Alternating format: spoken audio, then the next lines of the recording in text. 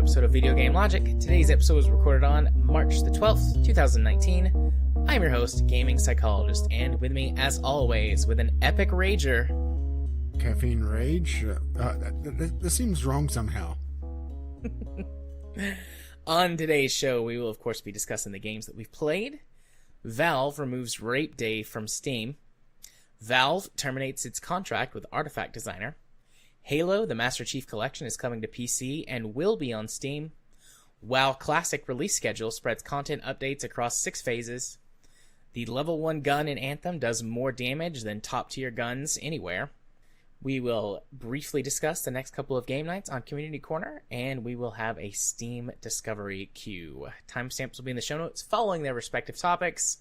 It feels weird to ask, how are you? Because we've been chatting for over an hour before starting to record at this point, which is even longer than usual. So, but I'll do it just for the listeners. How are you, Rage? All right. Well, that's good. Yeah, it was a distracting day because finally got my new phone and was slowly setting that up while waiting on packages to show up as well. So I couldn't be at my computer to be able to set things up quicker. So I was, doing everything on the fly on the new phone. I haven't really messed with it enough to share my thoughts about it. So I'll probably have a couple mobile games next week to talk about. Well, that sounds exciting. Yeah, new games for me to hate, right? Absolutely.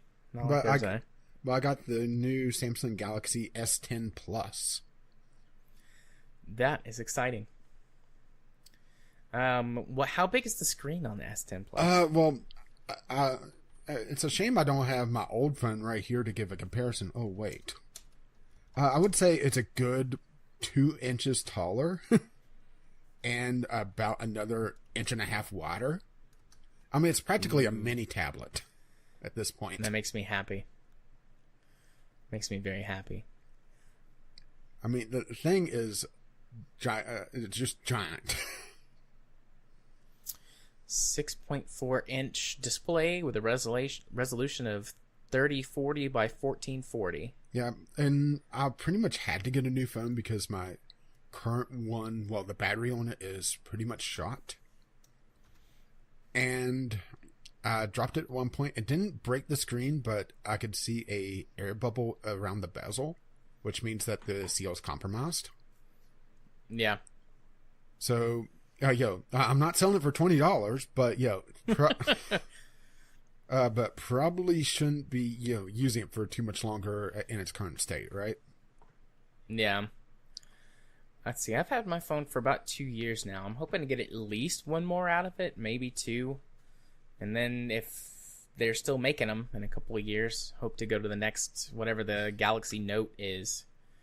Yeah, I wasn't originally planning on getting the S10, but I was going to get the S9, but they didn't drop the price that much. And looking at a monthly basis, I was thinking, I think it's worth it to go to the next level. And then I looked at it and thought, a couple bucks more, I'll go ahead and get the big phone. Because it was a difference of $3 to go from the base version of the, or I should say the mid version, because it's a weird thing. They have the Samsung S10e, which is essentially, the entry level of it. Then the normal version, then the Plus. And there's a few feature differences, mostly in the cameras and battery life, or I should say battery capacity, but it kind of balances out with the screen size. Yeah. But I had a bit of an ordeal ordering this thing. I was attempting to break Commandment 1, technically. I mean, we made the caveat for hardware and that sort of thing. So technically not, but Commandment 1, thou shalt not pre-order, does not say thou shalt not pre-order games or software or digital goods. So technically, right? Right. And technically is the best. Boy, you butchered that. Technically correct. technically correct is the best form of correct. I was putting a cough drop in my mouth. I just sort of spit it out. The phrase, not the cough drop. That's in my mouth. Oh, my. Well, anyway, I attempted to order this on the 1st when I paid off my credit card to be able to just have the full balance to be able to throw at this thing. Because I wasn't 100% sure just how much they would charge me up front. Because, my credit history is not very long. So, best to be prepared, right? So, right. Attempt to order, go through, select the model I want. They kept trying to sell me the pink one, which I know you would have gone for, but... Yay, pink. But, I decided, a nice basic black, it's very slimming. So, I go through, try to order it, get to the checkout. They send the verification code to make sure I'm me, or at least I have me's phone. Because they send it through text, of course. And it gets back, that is not a valid shipping address. Okay. Well, it says you can't send it to P.O. Box, fine. And because of where I live and I don't have curbside service, my postage is to a post office box, but I actually have a different shipping address. Fine, I'll change it to the shipping address. I don't get a paper bill anyway, mostly because they give me a $10 discount for doing wireless or paperless billing and auto pay. So, that's one way to get me to save the environment, right? Yay, save the environment. So, put in my shipping address. Still doesn't accept it. Okay, that's a problem. I split the address, take my apartment off the main line and put in the line 2 where, sometimes some forms are very finicky about apartment numbers. Sometimes they're not. That didn't work. Tried the alternate shipping address because where my apartment complex is, it's technically on like 2 different streets, even though the entrance is just on one. Half the apartments are technically a different street, so it's a weird thing. Tried that. That didn't work. I tried taking the plural off of the street name. That didn't work. Well, eventually I decided, okay, let's try customer service because it keeps popping up saying, can we help you with this?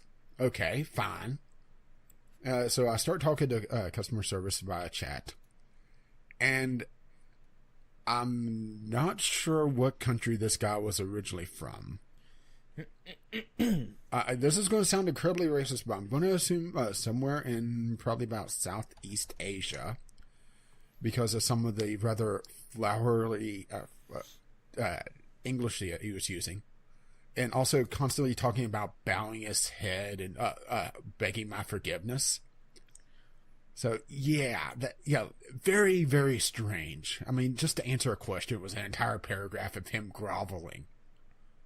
Don't get me wrong, I enjoy a good grovel at my feet, but when I'm trying to get customer support... I love that. Pull that out. Don't get me wrong, I love a good grovel at my feet. Stinger for the show? We don't need the outro babble? Yeah, maybe. I think that's the episode title. I love a good grovel. I love a good grovel. Bam, got that one out of the way right away. Well, at least I was able to help you. But anyway, this guy, he couldn't understand what I was trying to tell him. And he was just going on and on, groveling. So I just said to hell with it, and turned that off. And when it popped up the questionnaire form, boy, he got a glowing review. So then I started yelling on Twitter, and immediately got AT&T Cares to show up. Because, I do love a good grovel. And this guy was actually, able to speak proper English and got me on a different text service to be able to hammer this out.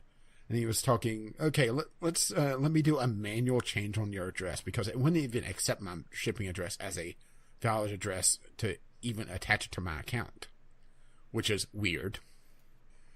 did a manual change of my address, and he had to actually force it because his system wouldn't even accept it at first.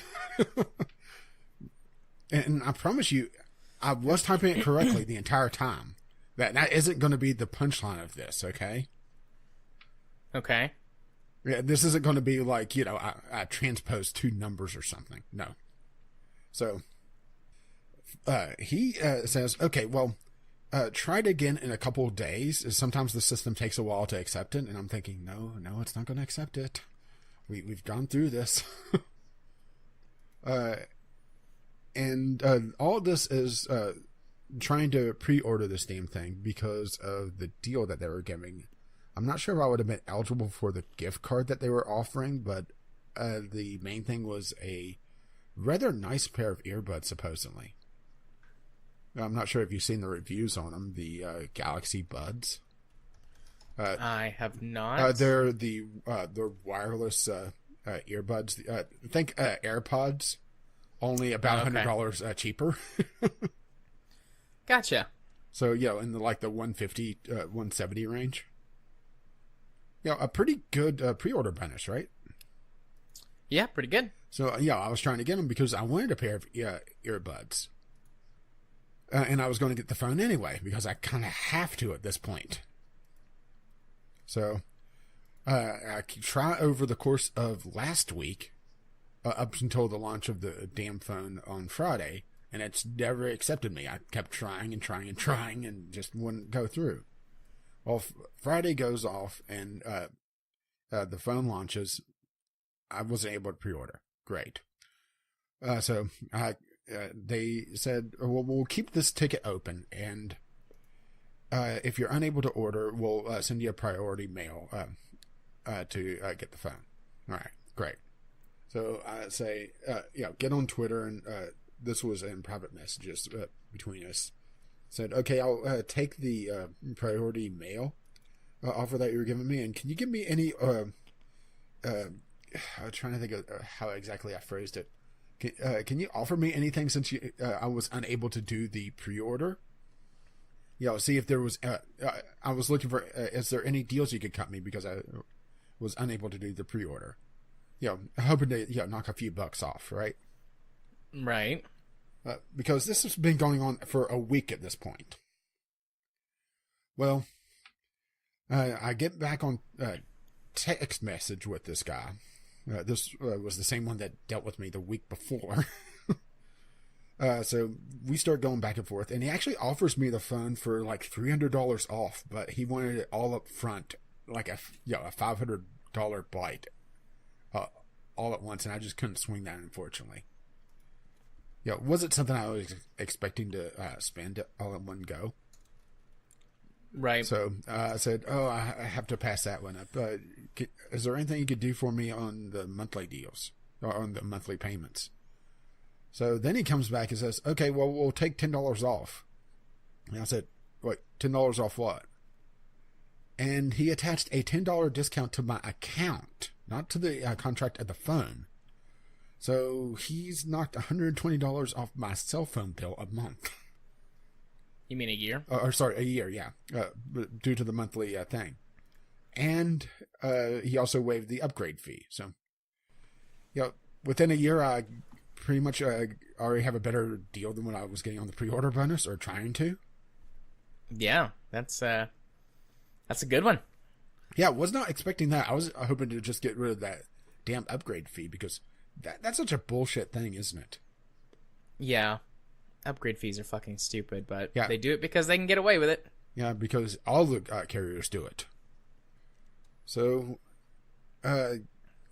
they actually overnighted it to me. It shipped out yesterday. Oh, damn. Yeah, it shipped out yesterday, and I got it today. That shit ain't cheap. I mean, big companies can still get pretty good discounts on that stuff, but yeah, I mean, I used to work in shipping, but it still was not fucking cheap. Yeah, I was expecting it, to get it late in the week. It said, okay, your shipping day is somewhere between Monday and Wednesday. And I was thinking, okay, maybe I'll get it by Friday. And I kept checking my order status and So, okay, it shipped out today. Your expected delivery is tomorrow. And I just sat there and thought, okay, am I misreading that? Because he did say priority shipping, but that's a little bit more than I was expecting. Super priority. Yeah, so far, I have to say that the phone is damn slick. But then again, I'm going from, 3.5 generations or so? Yeah, I think your phone was a couple of... No, let's see. You said you had the S7 before? Yeah. So your phone was one generation older than my current phone. So yeah, that would be 3 generations ago in a bit. Yeah, let's just put it this way. Web pages don't hang anymore. But the train does go off. The train's horn hangs. So we'll have a little pause here. We'll savor this moment. Yes, savor that moment. Yeah, you honk that horn. Blow it. Oh, baby. Oh, baby, I love your ways every day. Is he gone? Well, I think he's gone Is it far over? enough. Yeah, I'm trying to figure out how to turn this into a segue to Warframe, which is your first game. Bam, games. I did it. Well, it's more natural than most of your transitions. If you say so. I'm not sure about that, but I'll take it. So, Warframe. Well, There we go. I should say, technically I play Warframe every week, so it's not a game I played this week. It's one I play pretty much every week because it's kind of one of those games that I could just pick up and play, and it's also versatile enough that, if I want something more challenging, I could go off and do something, more challenging in the game, or if I just want to mass slaughter because I'm pissed off. Hey, Warframe, right? Yay, Warframe.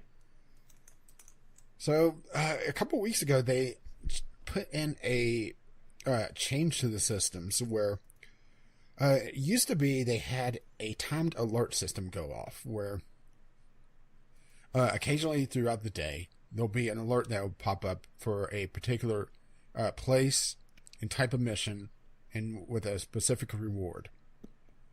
And it was on a cycle. So, typically, if you played long enough, you would get what you wanted. But it was not an ideal system, especially for someone that doesn't play for a lot, or someone that has plays during a very certain time frame. So a good example of this is there's an item called a Forma in the game, where it's a very sought after item because it allows you to essentially change a mod slot in a Warframe so that you could fit more capacity in that slot. And they're very sought after, and usually you have to pay for them or get them through alerts or other ways. Well, a couple weeks ago, they scrapped the alert system and put in essentially what is a battle pass, but it's a little bit different. It's actually story driven. There's a backstory to this battle pass, all right? That's interesting. Yeah. See, I kind of buried the lead on this because I didn't tell you about the story in this. You did not? Yeah, I'm listening, though. Yeah, one of the factions of the game had, I should say, a hidden prison on Saturn called Saturn 6. And one of their most powerful prisoners escaped. He was a model prisoner, but something in his mind just snapped, and now he's on the rampage across the entire system.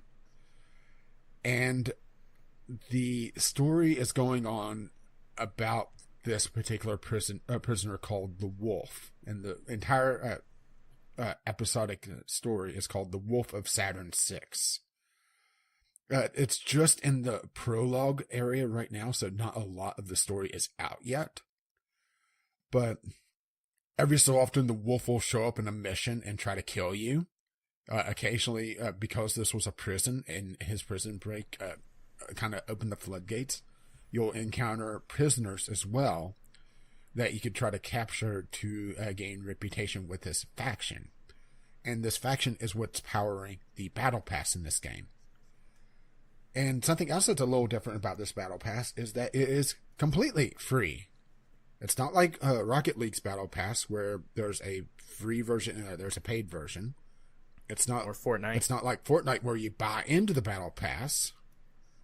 This is a completely free system. And it's all built around various challenges. There's 3 different tiers of challenges. There's a daily challenge that rotates, well, daily, but you have 3 days, I think, to, it's either 2 or 3 days to complete it. And they're pretty basic. Something like kill a certain amount of enemies with this type of elemental damage. You know, something that anyone can do. And it gives a certain amount of faction. I think it's like 1,000 faction. And each level of the faction is 10,000 rep, all right, or 10,000 faction points, and it never changes. Then you have the weekly challenges, which start to get a little bit more challenging, such as do this particular quest. Doing a particular quest unlocks a weekly event that you could go to. Complete that weekly event, and that's a weekly challenge, and it gives you 3,000 rep. And then there's the elite challenges, which are, well, elite level. Yeah, they're 5,000 rep a pop, and there's either 2 or 3 of them, depending on the week. And they're a lot more difficult to do. You know, kill a high-level boss, or complete a certain thing so many times, that sort of thing. As a matter of fact, the challenges right now are all resource gathering, if I recall correctly, or most of them. Where a lot of them are go mine in this in each of the 2 open world areas, go fishing in the 2 open world areas, that sort of thing. But I'm of 2 minds of this because it does remove a rather annoying system. The alert system was really annoying to have to deal with, particularly when you're looking for a cosmetic item or those rare chances for a very expensive otherwise resource. And this system kind of negates the timed aspect of it in a way, because there's still a timer on this, but it's a 10-week timer instead of the old system, which was, you know, a couple of hours. The battle pass lasts for 10 weeks, and then after the end of the battle pass, everything essentially resets. And as you go up the battle pass, and I'm just going to call this a battle pass because that's what it is, instead of calling it the Wolf of Saturn 6 expand or event or whatever they're calling it. Different ranks give it different things, and there's a cred that you get, or credits that you could spend in the shop for this battle pass. It's the only way to get them is to get particular ranks with the reputation.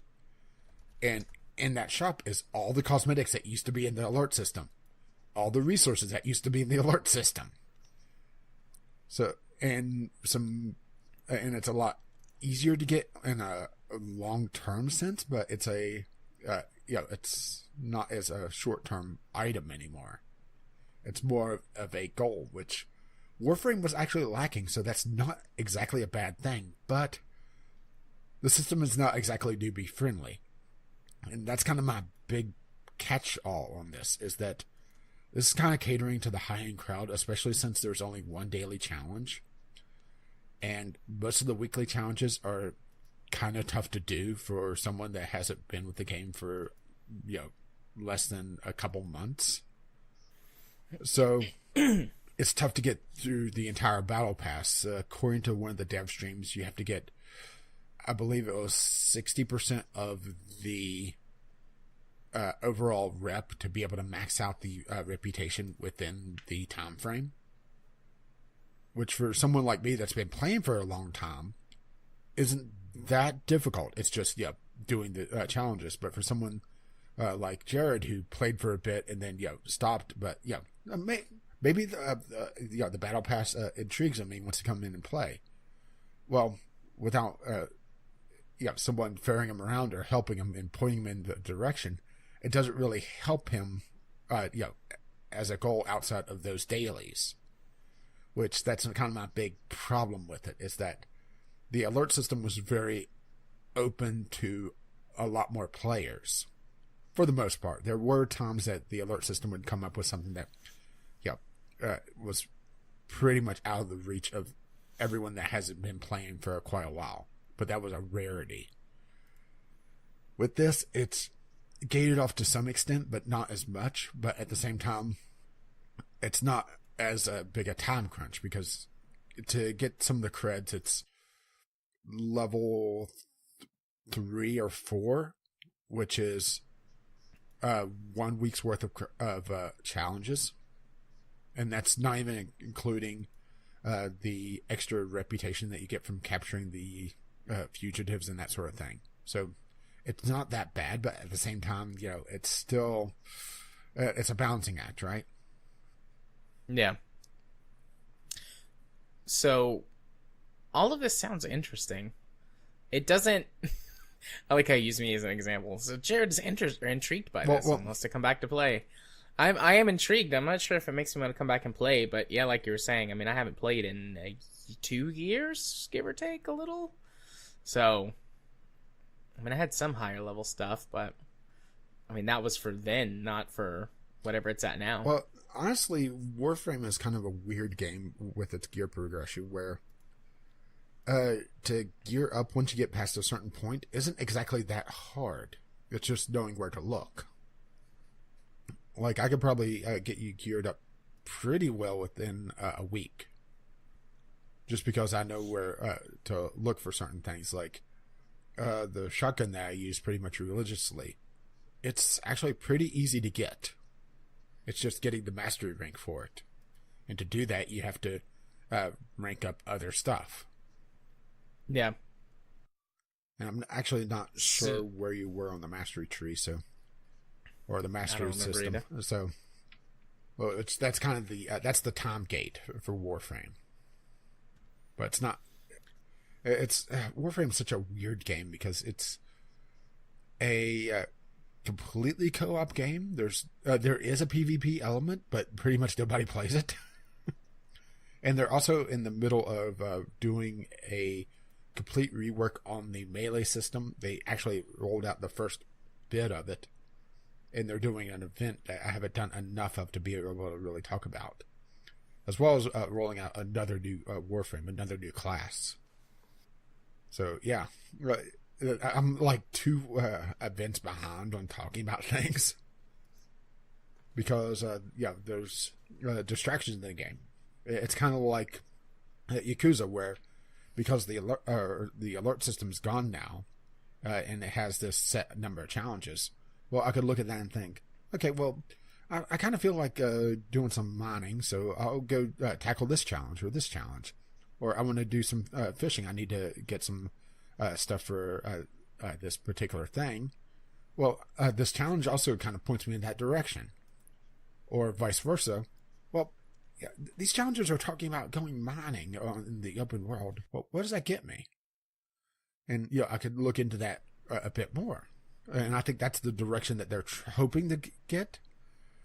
But that's the thing, is that Warframe has a very poor new player experience, and they have talked about working on that. But this feels like more of a mid-level thing, with a teaser for the high-end stuff once they start looking at some of the elite challenges. Oh, and there's a big mic kit. The elite weekly that I'm actually able to tackle this week is do a set number of the high level challenge missions within a week. It's complete 5 sets within 7 days, and they're on a daily reset, so you can see how they can be a bit annoying, huh? Yeah. And some of the challenges aren't very well thought out, but they're not able to change them because this is an event that's going on all systems at once, which is a odd thing for Warframe, actually. Because usually it's PC first. Usually PC beta tests the update, and then it rolls out to the consoles. I wish I was joking about that a little bit more, but free to play, so I'm not as salty about it as I normally would be because it's not a paid game. Right.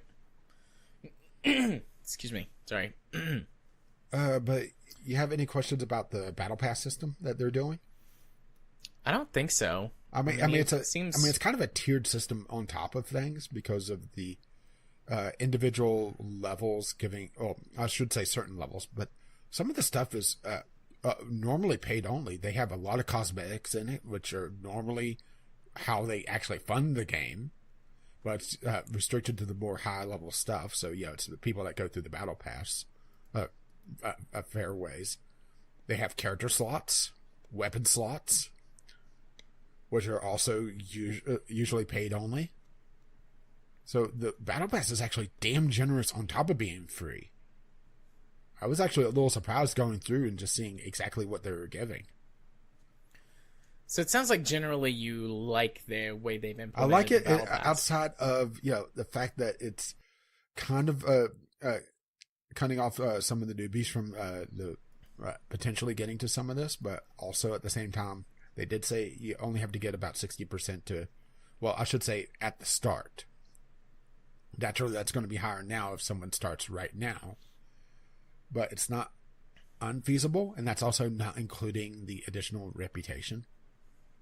And they also said that as the episode carries on, because this is only the first episode of the story, the refugees, the escapees.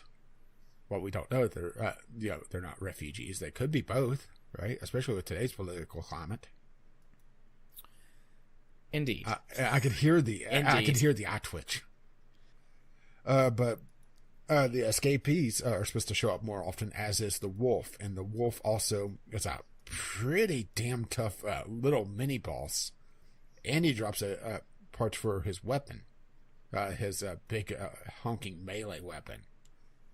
And that's kind of the looter shooter aspect of it that Warframe kind of was missing, honestly, because a lot of it is getting components or blueprints and building your stuff.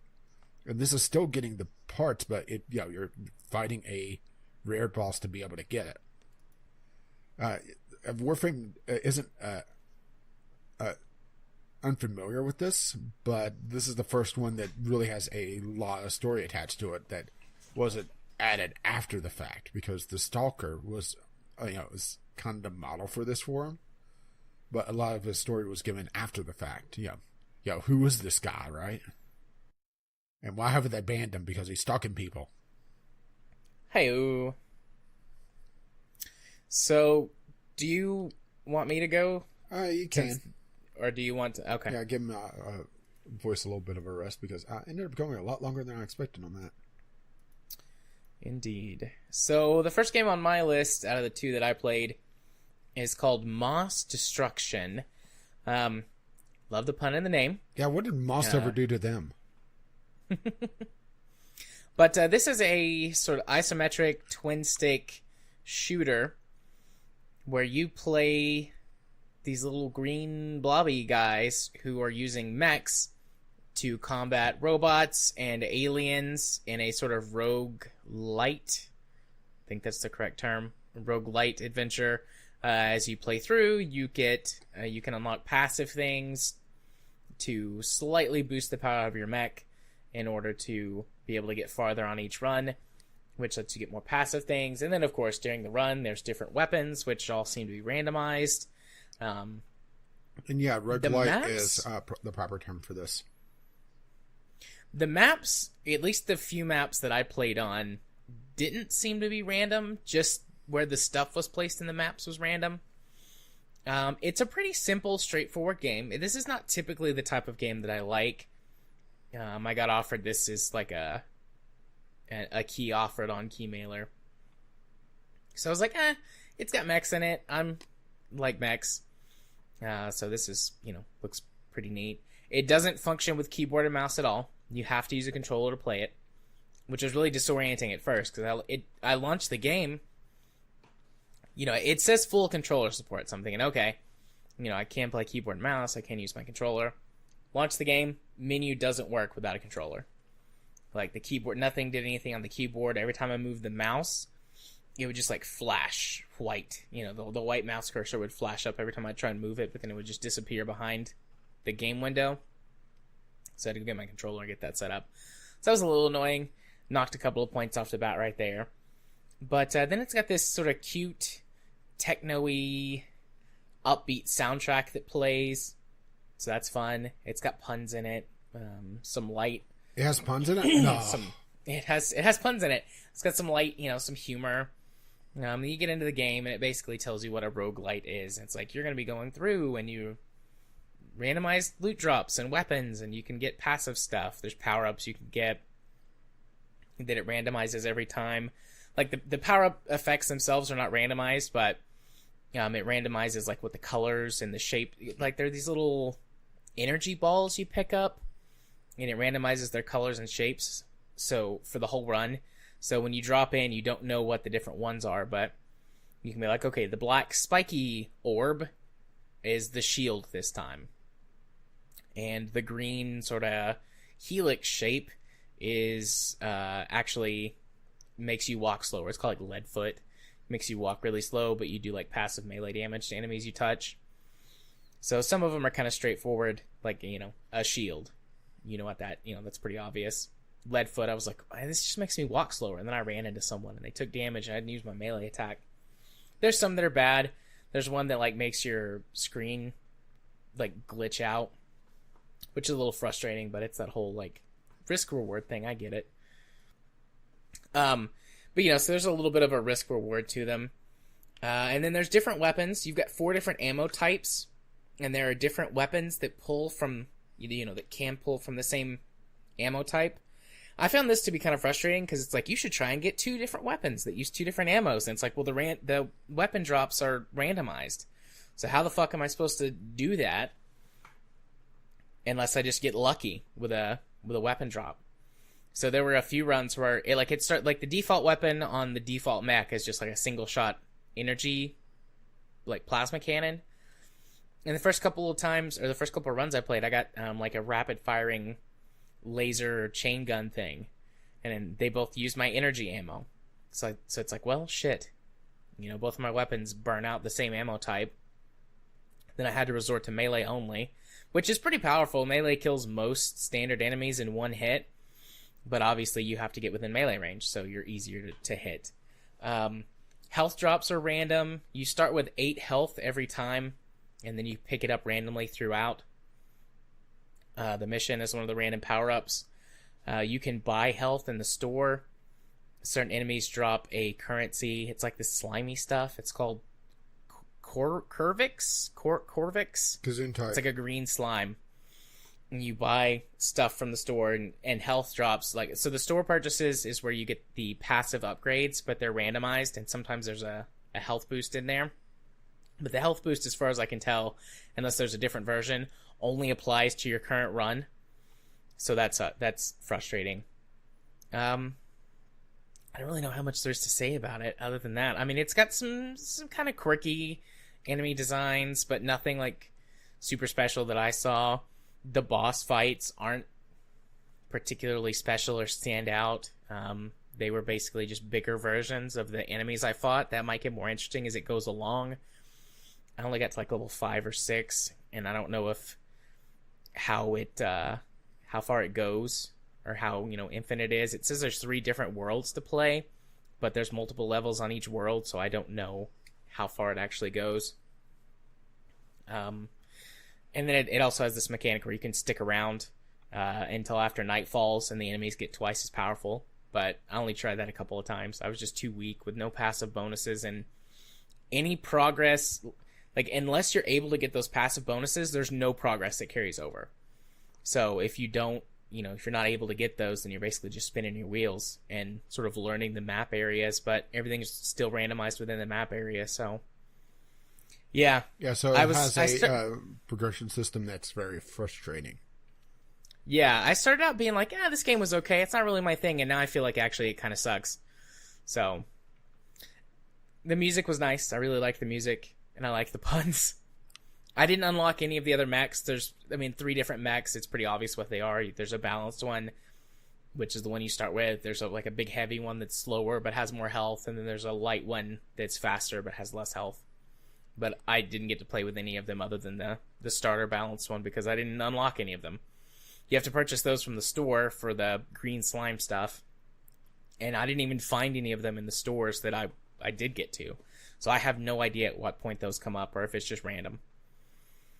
But, if you really like this kind of game and you've somehow been exhausted by all the other better roguelites out there, it's not the worst game I've ever played. But if you really Glowing endorsement. Yeah. Yeah. But if you really don't particularly enjoy this type of game, there's no point. I would recommend either Gungeon or Binding of Isaac as the games to really go for if you're not like super big into this type of game. Yeah, pretty much if someone's interested in the genre, unless they have a strong aversion or a strong attachment, one of the two, to religion, or are highly put off by gross things, I would say Binding of Isaac is a good entry point. Yeah. Because, Binding of Isaac, depending on how you look at it, is either a very religious game or a very, very anti-religious game. Which is actually kind of the point of it. Yeah. So, it's not great. Maybe if it ever comes up on sale for like 50 cents, it might be worth that for a curiosity factor to just like listen to the cool music and... So you wouldn't even buy it for $1? Read the funny puns. No, I wouldn't buy that for $1. It's for sale on Steam for $15 right now. Don't go near it at 15. Save yourself. Okay, well, is that all you had to say about that? That's all I have to say about that. Okay, well, going from a rogue light to rogue like, I have Tangledeep, which is on the current Humble Bundle, and oh boy, for the current Humble Bundle, dollar tier, buy immediately. Okay. It is a very, very good entry point into the rogue-like. And I'm stressing like on this because it is an actual rogue-like, not light, game. Where you're going through dungeons, it's turn-based.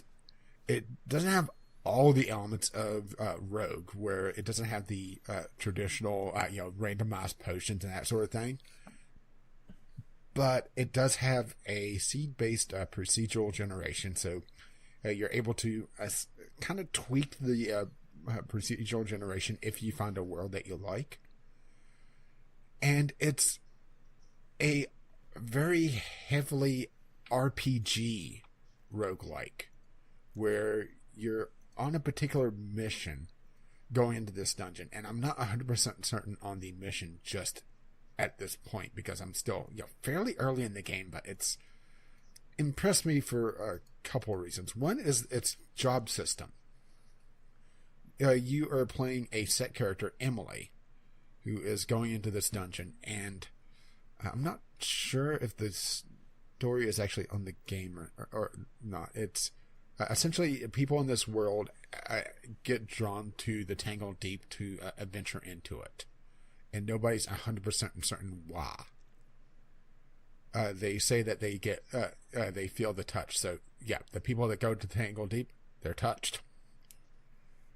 And it's a very traditional roguelike on that sense, where you're going down into a dungeon. It's turn-based, grid-based movement, where you go through and, try to fight all the baddies, go down at a level, rinse and repeat. The job system, though, kind of changes things up, where whenever you start off on a new game, you choose a job. And as you fight things, you build up job points as well as experience points. And once you get enough job points by defeating enemies, doing quests, because there's many quests in the main camp as well that you could do. Some are a little bit more insane than others, which I'll get into in a little bit. You gain job points, and you're able to spend them on getting different abilities. And then you could start mixing and matching based on the different abilities you unlock, because you're free to switch jobs at any time as long as you're able to pay the fee or find a scroll of job changing. I like that scroll. Scroll of job changing. There's actually quite a... Straightforward. No, there's actually... Well, it's not quite called that, but there's a few, kind of funny puns or funny things. Like, you can find a pouch of pebbles that teaches you the throw stone ability. And it says something like, I can see it on my epitaph now. Emily lost all her weapons and died throwing stones at monsters. It's not heavy on comedy, but it's one of these games that it knows when to use it. There's a little bit here and there, but it's not over the top. And I really kind of appreciate that a lot more. Just, there's little bits of humor here and there. But as you build up the job system and you go through and you're able to start mixing and matching the different jobs. And also, as you stick with particular jobs and spend more job points in that job, you unlock passives in that job as well. So, the one I started off with was, it wasn't Paladin, but it was basically a Paladin. Because it was an easier job. And it uses a charge system where as you block attacks, it builds up a wrath meter, and then your abilities gain extra damage from expending those charges. Well, when I changed jobs, I lost the ability to generate those wrath charges, so those abilities were less powerful, but I could mix and match those abilities, so, I could... I had an ability that basically was Thor, where I threw out a magical hammer, and it traveled out over a series of turns, and then would return and damage everything in the path. Well, that was still very powerful, even though it wasn't getting the full benefit of the... I'm just going to call it the Paladin class, for lack of a better term, mostly because I forget what the name of it is. But because I changed to the Sword Dancer, which is a more agility-based job that's bounced around parrying away attacks and more area control, I was able to use that as aerial denial while focusing down a particularly difficult monster. And I've found that the job system, because I was able to mix and match pretty freely on the abilities, as long as I just went through and unlocked them, was very intriguing to me. It's a game that I think if you're a min-maxer, you're absolutely going to love. But also if you like tinkering around with things, I think there's quite a bit here. There's not a lot of tutorial to the game to really explain to you what the hell is going on, especially with skills and stats, but that's kind of par for the course for roguelikes. And I keep having to say like with a strong like, because I'm so used to roguelites calling them so roguelikes that I'm kind of tripping over myself, but indeed, you're doing a good job. But you're well, thank you. You're welcome. But it's a very interesting job system. Usually, what you have a freedom to change jobs. There's a caveat that you lose all your abilities or that sort of thing.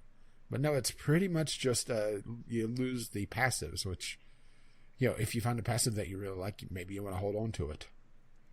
But there's also mini quests that you could do, which kind of ties into a little bit of the backtracking in the game, where one of the characters in the central camp will tell you a rumor that's going on. And it will be, okay, on this particular floor, there's a rumor that there's a slime that likes to eat giant pumpkins. So I want you to go test this theory by finding the slime and dropping a giant pumpkin around it and seeing what happens. Oh, and by the way, you're not allowed to change your gear while you do so. A very, fairly easy rumor, but then there's some others that are, go defeat this boss on this, or this mini boss on this other dungeon floor, and you can only take so much health damage before then. So you have to be a little bit more strategic, but they reward both experience, job points, and usually some sort of really good item. But you don't have to take them to progress, because the dungeon floors do regenerate monsters to some extent. So you are able to grind out if you find yourself in a bit of a bind on level wise. Which is where more kind of leans towards the RPG aspect of roguelikes. Where it's very kind of an old school, almost JRPG-esque, where it expects you to do either some of the side quests or just go grind a little bit to be able to progress a little bit, because there are some substantial jumps, particularly after the first boss, which is actually a pretty damn difficult fight. But thankfully I had my ever-loving pet with me, Red, which is another system that I found very intriguing in the game. It has a full pet management, capture, and breeding system in it. Ooh, fun. Where you'll love this. Care to guess how you capture a pet? You battle it and reduce its health, and then throw a spherical shaped object at it. No, but there are eggs that you could throw that spawn random monsters, which are pretty much Pokemon. Fun. And I had a phone vibrate, and I think it's the one that doesn't want to mute itself. I'm going to have to figure out how to mute it completely. But you reduce its health to under 15%. Then you bash its fucking brains in with a mallet. Nice. And they even say, well, and then you have to drag it back home. You have free use of a teleport spell, but it takes several turns for it to go off. So, you have that kind of risk-reward there going on. And its health is reduced to such a point that, pretty much it gets one-shot if you're not careful. You have it cleared out the area. But they say, oh, you don't have to worry about it waking up anytime soon. It's quite clobbered. But you drag it back home and you put in the corral and you build up its happiness by feeding it, and then you're actually able to breed them. I think there's a relationship system between the various monsters. Oh, and I may have started capturing bandits, which it counts as monsters, by the way. So, amongst all the random frogs and lions and everything that I have, or lion-esque creatures, I should say, there's a couple bandits and there's a chemist in there. Interesting. And I'm cool. I'm pretty sure that they're able to be bred as well. I'm not 100% certain what the end result of this is, but the monsters do gain experience. So as you level and you keep a particular pet with you, it eventually gets pretty powerful. The starting one that gives you a frog, it has a fungal regrowth on it that essentially allows it to pretty much take care of itself for a good number of floors. And you're also able to buy insurance on your pet, so if it dies, instead of it escaping and taking severe damage to its happiness and being locked out for several game days, it just you pay up front a few hundred coins, and then you're able to let your pet die, and they'll just rescue it, and it won't mind a bit. But speaking of the days, that is probably my biggest complaint about the game, is that a lot of the game is built around this day system, where as you progress through the dungeon, a certain amount of time passes in the story. And for the pets especially, if my starter pet eventually just was overwhelmed in the boss fight and was killed, and I didn't know about the pet insurance at the time because it was a sub menu of the corral that I didn't go down. So I lost the ability to use my pet for 3 days, but 3 days is a certain number of floors going through. It's not a certain amount of time played. So if I go back and grind, that's not time off of be able to use my pet. That's just time that I'm building up experience and job points to be able to progress further down the dungeon, which then starts progressing time again. And also the different merchants and quests are all linked to this time system. And I found it rather annoying that, okay, well, I pretty much just have to progress through the main dungeon now because there's not a lot to do. And I pretty much emptied out all the vendors. Unless the vendors are on a different timer that just happen to coincide, which is possible. But occasionally you'll just see, okay, it's day 7. Okay, well, I let my frog die on day 5. He's pissed with me for 3 days, so I need one more day, then I can use my starter frog again. So, that was a bit of an annoyance. And also, this isn't an annoyance, but this is an interesting system, is there's also a gardening system, where as you're fighting, you occasionally find seeds that you can plant and grow up trees, which grow over the course of just a few days.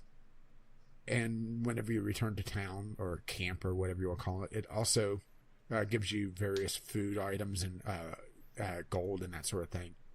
But you're also able to chop down the trees to gain the experience and job points that they kind of pooled for you. So if you find something that you want instead of the starter ones that you found, you're able to not have that just be time lost, which is an interesting way to do it. But overall, outside of the time system, I found it a very good intro to the roguelike system or roguelike genre. It's not a particularly hard game, at least on the difficulty I'm playing on, which I'm treating it more like an RPG with a very nasty death mechanic instead of a full-on Iron Man mode.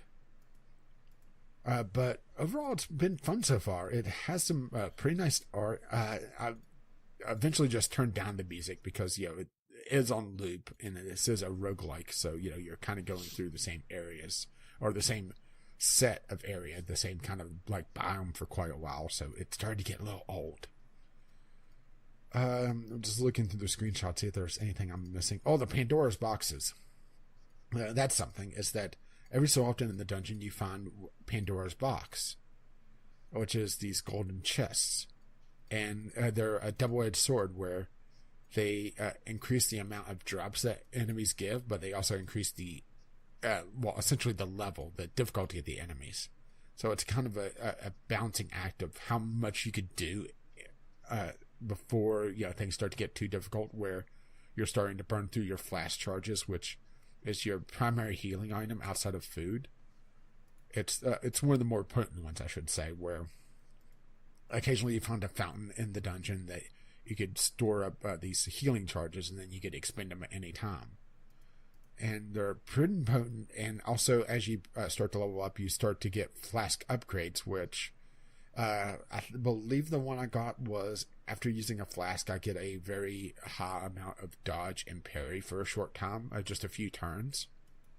But it can be used as a buffing system as well. And this is on top of the character leveling system, which is pretty much the traditional, do you want to put points in strength, agility, stamina, that sort of thing.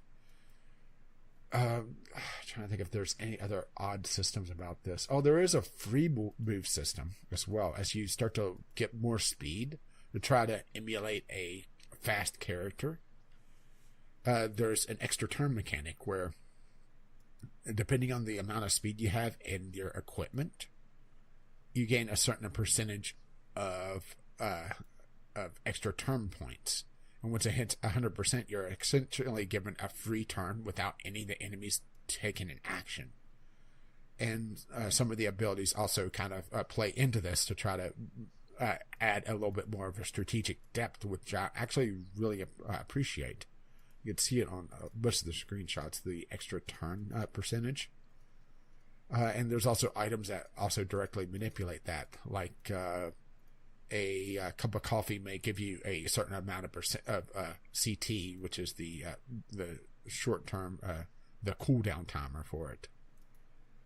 A certain percentage of it, or a certain amount of it, or it may expend some of it to be able to do a different attack. So it's another balancing act to try to min-max if you really want to. But so far, I haven't found the game terribly difficult, except for a few encounters. And some of the mini-bosses could be rather interesting. And like I said, there's a bits of humor here and there. There's the job system has made it a very flexible way to build up characters and a way to kind of experience the game.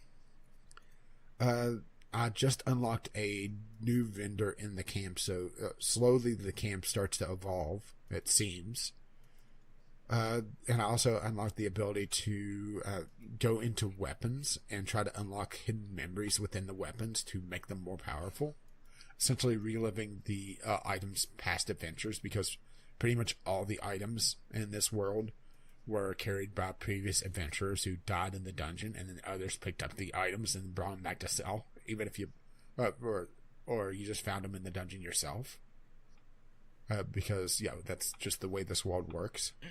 But it's an interesting way to try to deal with an item progression system as well, where you go into the item, into the memory of the item, to unlock its hidden potential into essentially a mini dungeon.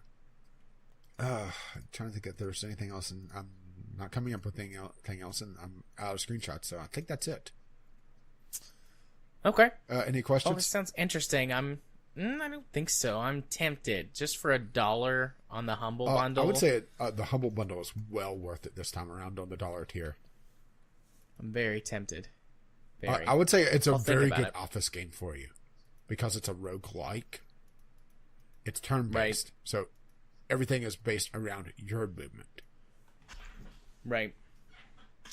Yeah, I'm strongly considering it. We'll see. I'll think about it. Is the Humble Bundle? It's still on for just under a week. Okay, so I got plenty of time to decide. Cool.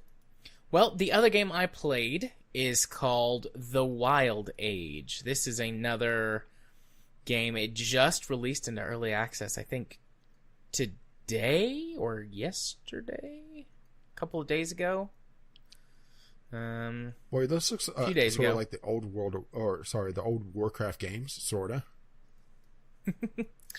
Yeah. So what this is this is a town management game. I say that sort of questioningly. It's this interesting mix of relaxed, simple, streamlined, but then at times it can be incredibly hectic and frantic. So what the game is that you play as the sort of leader of a band of people. There's not really a story in place that I have been able to gather so far, but essentially you're going from one end of this island chain to another, and you can kind of see like the big overworld map on one of the screenshots, where it says select your island. And you start at 1, you work your way to 10, and the challenges get more difficult on each one that you go to. The first one is just survive 10 days, and then it's, hunt. They cycle and repeat. So it's survive 10 days, hunt a certain number of animals, kill a certain number of enemies, which are like these little orc guys that spawn. I can't remember what the fourth one is. And then there's one that's like build a boat, and I don't know. I haven't seen anything that allows me to build boats yet, so I don't know what that's about. I mean, obviously building a boat, but I don't know how that plays in. Every level looks the same, with just some randomization stuff thrown in. It's this very long, narrow path that are sort of broken up into squares that are easily, like you can see them subdivided by either mounds of dirt where you can build walls on those, or creeks, but you can build farms on those to bring in extra income. And you're in the middle, and you can expand either direction, left or right. And there's reasons to do so, getting to certain resources or having greater protection for your citizens. You start with just 2 guys. Like, it gives you some starting coins. You build like a little camp. You start with 2 guys, and basically you assign one of them as a worker and one of them as an archer. And each of the guys have little roles that you can assign them to. Workers can build stuff. There are woodcutters who go cut trees, obviously. Imagine that. There's archers who serve as defense at nighttime when the enemies spawn, and then at daytime they will go beyond your settlement walls to the rest of the tiles to hunt animals to bring back. Everything just gets translated into coins, so they'll bring back coins from the animals that they've killed. And the woodcutters, they cut down trees. The trees are how you expand. You have to completely clear a tile set before you can build on it. So cleared of trees, except for a couple of special buildings. And then the more that you clear out, the more animals that spawn in meadows, which is what's created when you clear out an entire tile of trees. There will be animals that do spawn in the trees, but they spawn much more infrequently, or in the forests, whereas animals spawn at a regular rate on meadows. So the woodcutters clear those out, and there's also a chance they can generate coins from trees, but they don't always.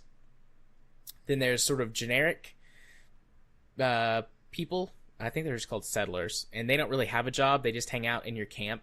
The only thing that they really do is if there's any coins that get left lying around, like whenever the people run past you, they'll drop the coins for you to pick them up. But if you miss them, like you're just riding past on your horse or you're not close enough for them to collect, a settler that's there will pick them up and keep them safe from bandits. And then whenever you come by, the settler will give them to you. And then there's farmers who run or till the farms. And every 24 hours in game time, they will harvest crops and bring back coins to you. And then depending on what the season is, there's different bonuses. So spring and fall, there's no bonus or no negative. In the summer, there is a bonus, and in the winter, there's a negative. That changes the coin value that they bring in per harvest. And you have to keep all of this managed, keep your money managed, build up your camp in order to complete whatever the objective is. So as you progress through the days, there are more enemies that spawn more frequently, and they get more powerful. So you have to keep your camp from being overrun. And on the ones where that it's just survive X number of days, there's no other objective. You just have to hold out for however many days it tells you to.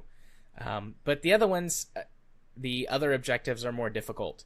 So killing animals, there's only a certain amount that spawn every day, even if you clear out all of the meadows. So you have to have enough archers to be able to go far enough beyond the walls to get the animals and bring them back, but you can't overspend on archers without developing your defensive walls enough so that they don't get broken down in the middle of the night. Because you kind of get in this loop whenever you start to fail. You'll be able to survive a few nights, but you'll have people... Yeah, you'll get in a failure spiral. So what happens is they'll destroy your walls, which you have to pay to rebuild. And the job specialization is sort of like a level of health. Think like Mario, when you get the mushroom or a fire flower or something. Like having that thing gives them like 1 health, basically. And they can take an attack from a bandit, or from not a bandit, but from an orc. They're like orc guys that spawn. They can take an attack, but they lose their specialty and they retreat back to the camp. But if they get hit again when they're inside your main camp, then they will die. And then you'll have to go and find new settlers. And even if they do survive, you still have to pay whatever the amount of coins it is to get them the tools for their specialty. And the different specialties cost different amounts of coins. But yes, you do wind up in this failure spiral where you might be able to survive a couple of nights of things going wrong, but from that point you're just basically trying to hold out. And if the mission is just survive X number of days, then that's potentially doable if you made it close enough before the death spiral takes place. But if it's the other objectives, you're pretty much fucked. Because then you spend the rest of your time trying to fix what's broken and you can't progress. So I didn't have too much trouble after the first couple of times, just sort of getting everything figured out. It's got, the game's obviously got difficulty settings. There's 3: easy, normal, and hard. The easy difficulty halves the cost of most of the big upgrades. So your defensive walls, you can build towers where soldiers can't be hurt and they can shoot farther and more accurately, but they can't leave the walls to go hunt. And then there's a couple other things. And then hard mode doubles the cost of things. The enemy spawns seem to be random. I haven't really noticed a difference in the difficulty modes. Sometimes you'll get hit, multiple nights in a row. Sometimes it's sort of an on again, off again, pattern. Sometimes you can go multiple nights without getting hit. I didn't play very much in hard mode, just a little bit to get a feel for it. So actually hard mode may have more frequent enemy spawns, but I was still learning and I didn't like how that everything cost more. So I restarted that level on normal difficulty. Easy definitely feels too easy. It's very easy to expand, build multiple layers of walls, and then you can pretty much survive anything that comes at you. I did play through one level on easy that I was kind of struggling with.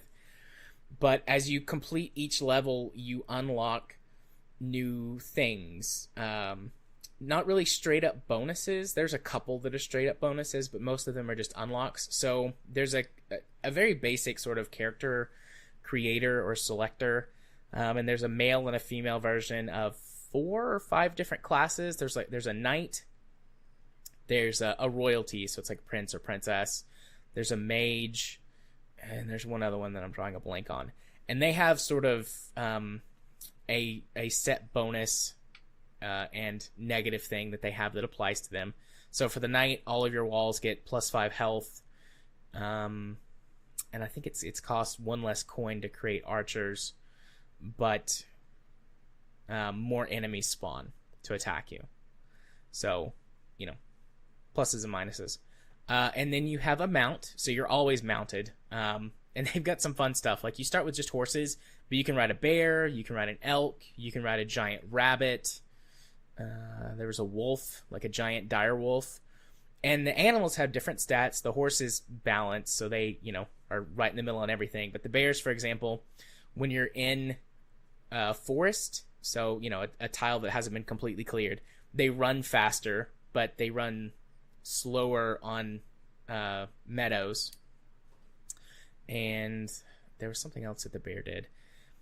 And I looked at a couple others. I haven't unlocked any of the different mounts yet, so I didn't really pay super close attention to everything that they did. But they do have like a basic speed and a basic durability.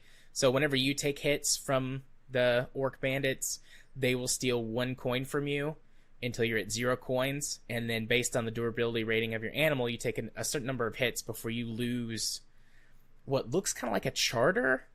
I guess it's like, the deed to your plot of land or whatever. It doesn't really say what it is. And you've got a few seconds to pick it back up. But if one of the bandits gets that, then you fail and you lose. So your mount's durability tells you how many hits they can take. Oh, it's stamina. Stamina's the other thing. So, you can trot or walk, an infinite amount. But whenever you're sprinting, you have a stamina meter for your animal. And with the horses, at least, it lasts for like 60 seconds. You can run pretty much from the middle to one end of the map without needing to rest. And there are patches where you can see like grass. And there's different ones. I assume that different animals eat different things, but you can walk over and you can feed your mount, and they will very quickly regenerate their entire stamina bar. It's like from 0 to full is 3-4 seconds, but otherwise it just slowly regenerates while you walk around or stand still. 'Tis but a scratch, indeed. It's just very simple and cute. The music is nice. There's a few other customization things that don't really matter in terms of like gameplay mechanics. It's just for flair. You can create a seal or choose. Sorry, not create. You can choose from a number of crests or seals. You can choose what your coin is. I obviously picked one that was a heart coin because of course I would. And you can pick the color of your coin purse that shows up on your screen and tells you how much money you have. Gee, I wonder what color you chose. Actually, I picked green. A little surprising. Green's my favorite color. But once again, the game is surprising. The game is very, very cute. A very simple, clean, nice art style. The music is very calm and soothing. And generally, the game is very calm. But there are those moments when your archers shout, bandits over here, and you see 30 guys sprinting across the courtyard. And you're like, oh shit, must be about to get real. And there's like an army of orc bandits like marching towards your walls and trying to break them down. There's nothing that you can do from like a combat perspective. You have no fighting, no abilities. It's just 100%. You have to manage properly and try and keep things, properly maintained and the right balance of everything. There's other buildings that unlock as you go. You can get like a bank, which lets you, bank money and earn interest that you can withdraw. later on if you need it. There's a trader guy that comes by your base every day, and if you invest money with him, he will return you with money the next day. And you can upgrade him and the amount of money you get. There's a way to... So the normal way you recruit settlers is you go out into the woods and you find vagrants, and you pay them money, and they come to your base and become settlers. But at a certain point, you unlock a way to just recruit settlers within your own base. It costs more money, but you don't have to wander out beyond your walls. There's a couple of other little things, but for the most part, everything's geared towards getting the different jobs for your settlers so that you can maintain your base and work on whatever the objective is.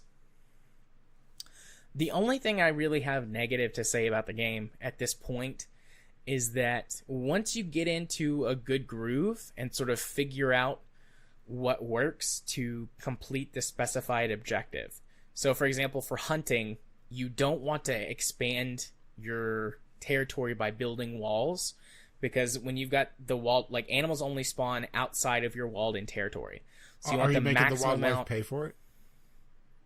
Yes, I do make the wildlife pay for it, because they bring me money when they die. But you want to keep your territory as small as possible so that you get the maximum amount of animal spawns. But for the killing enemies, you want to have the highest amount of income so you can keep the most soldiers going, which that comes from farms. So you want to expand as far as you can to build as many farms as possible to keep as many soldiers as possible. And then when it's surviving days, you kind of want to strike a balance. Like I said, I don't know what the building the boat is for yet, because I haven't gotten there. But once you sort of figure out what the optimal strategy is and the best way for you, like based on your playstyle, to accomplish that strategy, it's just repeat and for longer periods of time. So unless there's something at the later difficulties that adds an interesting twist to the game that I just haven't gotten to yet, once you figure out how to solve the problem, it's just, okay, repeat this and sit around and wait until I have won the mission, then go to the next one, do the thing that works for whatever that mission tells me to, repeat, and so forth. It's got a free play mode that I haven't checked out yet, but there's a couple of things that I haven't unlocked yet because I haven't gotten far enough. So until I get everything, I'm not going to worry about trying free play. But it's good. I like it. It just, like I said, it released into early access a few days ago. It's got a demo that you can check out. I don't know how far you can actually play in the demo, but for where it's at, it's very stable. They've got a really good frame, a really good baseline here, and if they continue to put effort into it, continue to develop things, I could see this being a nice, cute, relaxing game to play. It just needs a little bit more variety beyond sort of the cosmetic stuff and the few changes that being a different character or having a different mount can give you. Like unlock different playstyles.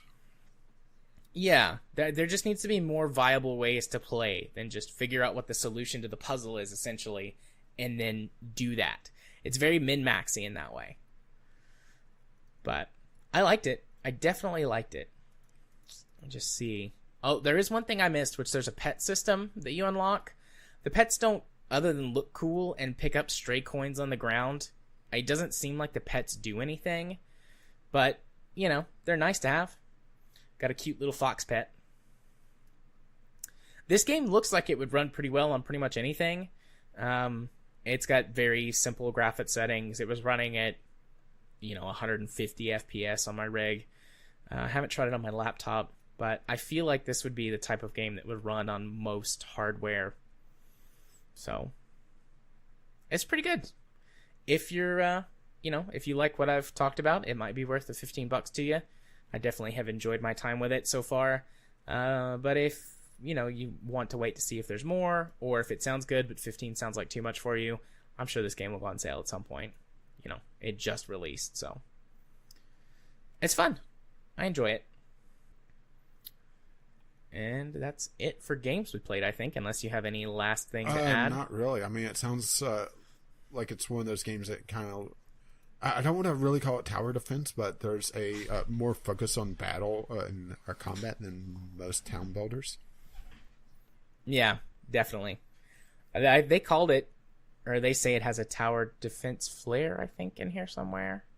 Is it 30-some pieces? It says the Wild Age is a micromanagement strategy game with tower defense gameplay mechanics. So not flair, but I mean they acknowledge it's got tower defense stuff in it. You know, so a little more focus on that combat aspect. But yeah, I liked it. Yeah, it sounds like it's better than some of the ones I played in that kind of in between genre. So, indeed. All right. Well, let's go talk about some. Oh, sorry. Were you? I was going to ask. Did you want to hit the elevator before we start on the Valve train? I'm good. Right. So, our first news topic of the night: Valve removes Rape Day from Steam. Oh boy! Right. Yeah. First of all, why? What the? What is up? This Valve. It's Valve. So, if I was doing anything, in charge of anything, and something came across my desk that said Rape Day on it, oh, here's the I would immediately slap a big old red X on that and be like, nope, let's get that out of here. I don't want to have to deal with whatever controversy that is. It's cute that you think that these things go across somebody's desks. I know. I definitely agree with Valve not wanting to touch this, but the way that they're approaching it makes me question, what this means in the long term, because they said it poses unknown costs and risks, therefore won't be on Steam. Why don't you just call it a troll game and be done with it? Don't they have provisions? Yeah, that's exactly what I was talking about. Is that one of their provisions is that trolls and joke games or non-games is what they call them, or fake games, or whatever the proper term they were using in-house was, are pretty much one of the few things that they would say, nope. But unknown costs and risks, you can use that to paint a fairly wide brush. I realize I'm using the slippery slope fallacy, but Valve has gone back and forth on their policy on several things, pretty recently, actually. So, I think I'm a little bit warranted there, don't you? Yeah, I think so.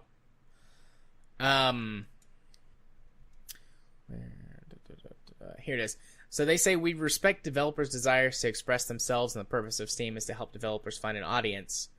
But this developer has chosen content matter and a way of representing it that makes it very difficult for us to help them do that. That is like no shit, guys. I mean, if they approached it with a different way, maybe trying to fend it off as a way, I don't know. Maybe I'm just taking the George Carlin approach, where anything can be talked about, anything can be joked about, and he actually used rape as an example. Or have you ever heard this joke? I think I've heard, or I've seen like the quote of that, but I don't think I've heard the joke. Imagine Porky Pig trying to fuck Elmer Fudd. Trying to rape him. That's still funny. Yeah. I do agree that anything can be talked about, anything can be joked about, but looking at this from the perspective of especially with how they're approaching it. That's the thing. Yeah. But the perspective of any retailer of any kind selling anything. Yeah, I can definitely understand why they want to back away, but just call it a troll game and be done with it. Using this language makes me think that they're trying to set up for going after some of the games that they find a little bit more questionable, that they can't really say, well, this is a troll. Maybe I'm being tinfoil hatty on this, and it feels weird saying this whenever they're talking about a game called Rape Day, because I'm not coming out in defense of it, because I've seen some of the screenshots of this, and it was definitely it was a little bit rapey. I would say very. Yeah. I guess, my biggest thing is I can't believe that they let it get to this point. Oh, I can. Like, I mean, it's Valve, so pretty much anything gets a fast track. yeah, I can believe that Valve would do it, but like every other part of me is like, really, guys? But I mean, Valve doesn't have people do anything. It's algorithms. It's all algorithms and bots or crowdsourcing. And just pay some money. Well, don't forget the crowdsourcing. The tags. So the tag system works flawlessly. But the fact that it's drawn ire from the UK government because they don't have anything better to do right now. Yeah, they totally have all of their other problems in the whole world sorted out. And I mean, I get it. This is a thing that's definitely worth talking about. But, I mean, there is that whole Brexit deal going on, which another deal was just rejected today. I saw that on Reddit. See, I didn't hear about the vote or the outcome of the vote. I knew that they had a vote. And it did not pass. Well, one of the things I do in the mornings is I listen to the BBC News and listen to Theresa May say, well, if you do not accept this, Brexit may not even happen.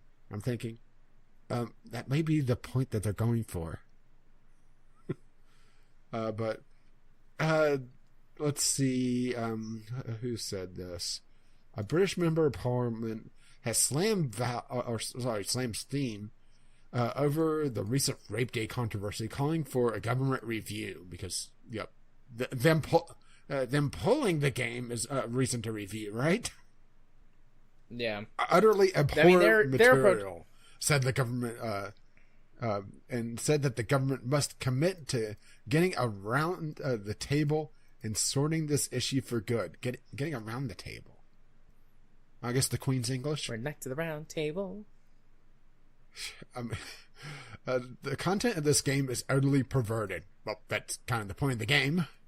It's time for the UK government to undertake a full review into just how much tech companies and gaming platforms, specifically Steam, are able to get away with this kind of stupidity. British government, I don't think you're allowed to talk about other people's stupidity right now. The culture to seek forgiveness rather than permission is a strain on an industry that is otherwise has potential to be a real force for good. Okay, they have a point there, but I would say it's not over this. I would say it's just or industry standards to begin with. Yeah. Also, I don't know how much of this is is serious versus political posturing. Yeah, I mean, I don't blame them for wanting to discuss this, for wanting to try and find a solution. I mean, we've talked about this before. I'd much rather the industry be able to police itself, but it seems more and more likely that it's not doing that and has attracted a lot of attention from governments over the last year or so. So I don't blame them for wanting to do this. But one, like I said, I don't know how much this is political posturing. Two, I don't know what they would actually be able to do since Valve is an American company. I mean, there could be some restrictions or something that they could do, but I'm not sure how much control they could actually. Well, maybe they could stick the EU on them. Have here. I was about to say possibly, and then my brain went, I see what you're doing there. See what you're doing there. I'm sorry, I couldn't help myself on that one. Just to, you're going to manually go in and make sure that Paul stays there. I will do that. Well played.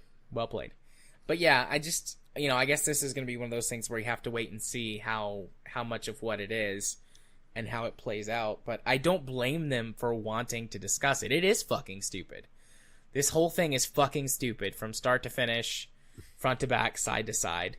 Like, there are many points along the way where if anyone had actually went, or actually, what is this or here? looked at the file names coming in. Yeah.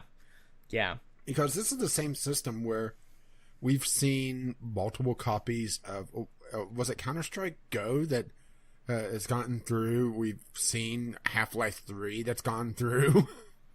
I mean, Valve's own games. You would think that they would put a blacklist on their own IPs, right? Yeah. But or at least have some sort of trigger where, okay, you name something that has the word Half-Life in it. We're going to at least take a look at it. Yeah. Even if they don't want to do the sensible thing, which is have someone check everything that comes through, or a group of someone. Just put a flag up if you put rape or something that is blatantly racist or sexist in your title. That gets flagged for human review. And you know what? A bunch of that stuff, they might say, you know what, this is not something that I would personally be into, but we're not gonna pull this because we don't, this is one of those things that like someone can make their own decision about. But then there would be other things that I'm sure they'd be like, yeah, we don't want this on our store because of the message that it, puts off for us. And, this is going to come up later. I'm not segueing into this, but there are other storefronts that are being pretty aggressive with trying to get bigger or more interesting titles away from Steam. And this is something that a lot of developers might look at and say, you know what? I don't want to be on the same storefront where someone doesn't care if a title, a game called Rape Day goes up. So while, I don't necessarily agree with all the practices, which we're going to get into later, but I could see how this could hurt them in more ways than just making them look bad to the public. Yeah, and the fact that it even got to this point, where there was an outcry about it. Yeah. I mean, this game should have never seen the light of day on Steam to begin with. Yeah, I saw somewhere, it might have been on Jimquisition or something, but there was like an interview that was done with the guy who made the game, and he was like, yeah, maybe Steam wasn't the best place to put my game. Maybe I should have put it on my own, or tried to sell it on my own website. It's like, yeah, maybe. That might have been a good idea. Yeah, but think of all the free publicity he's gotten now. That is very true. Very true. Because, so. This would have been a very few people would have seen this game before.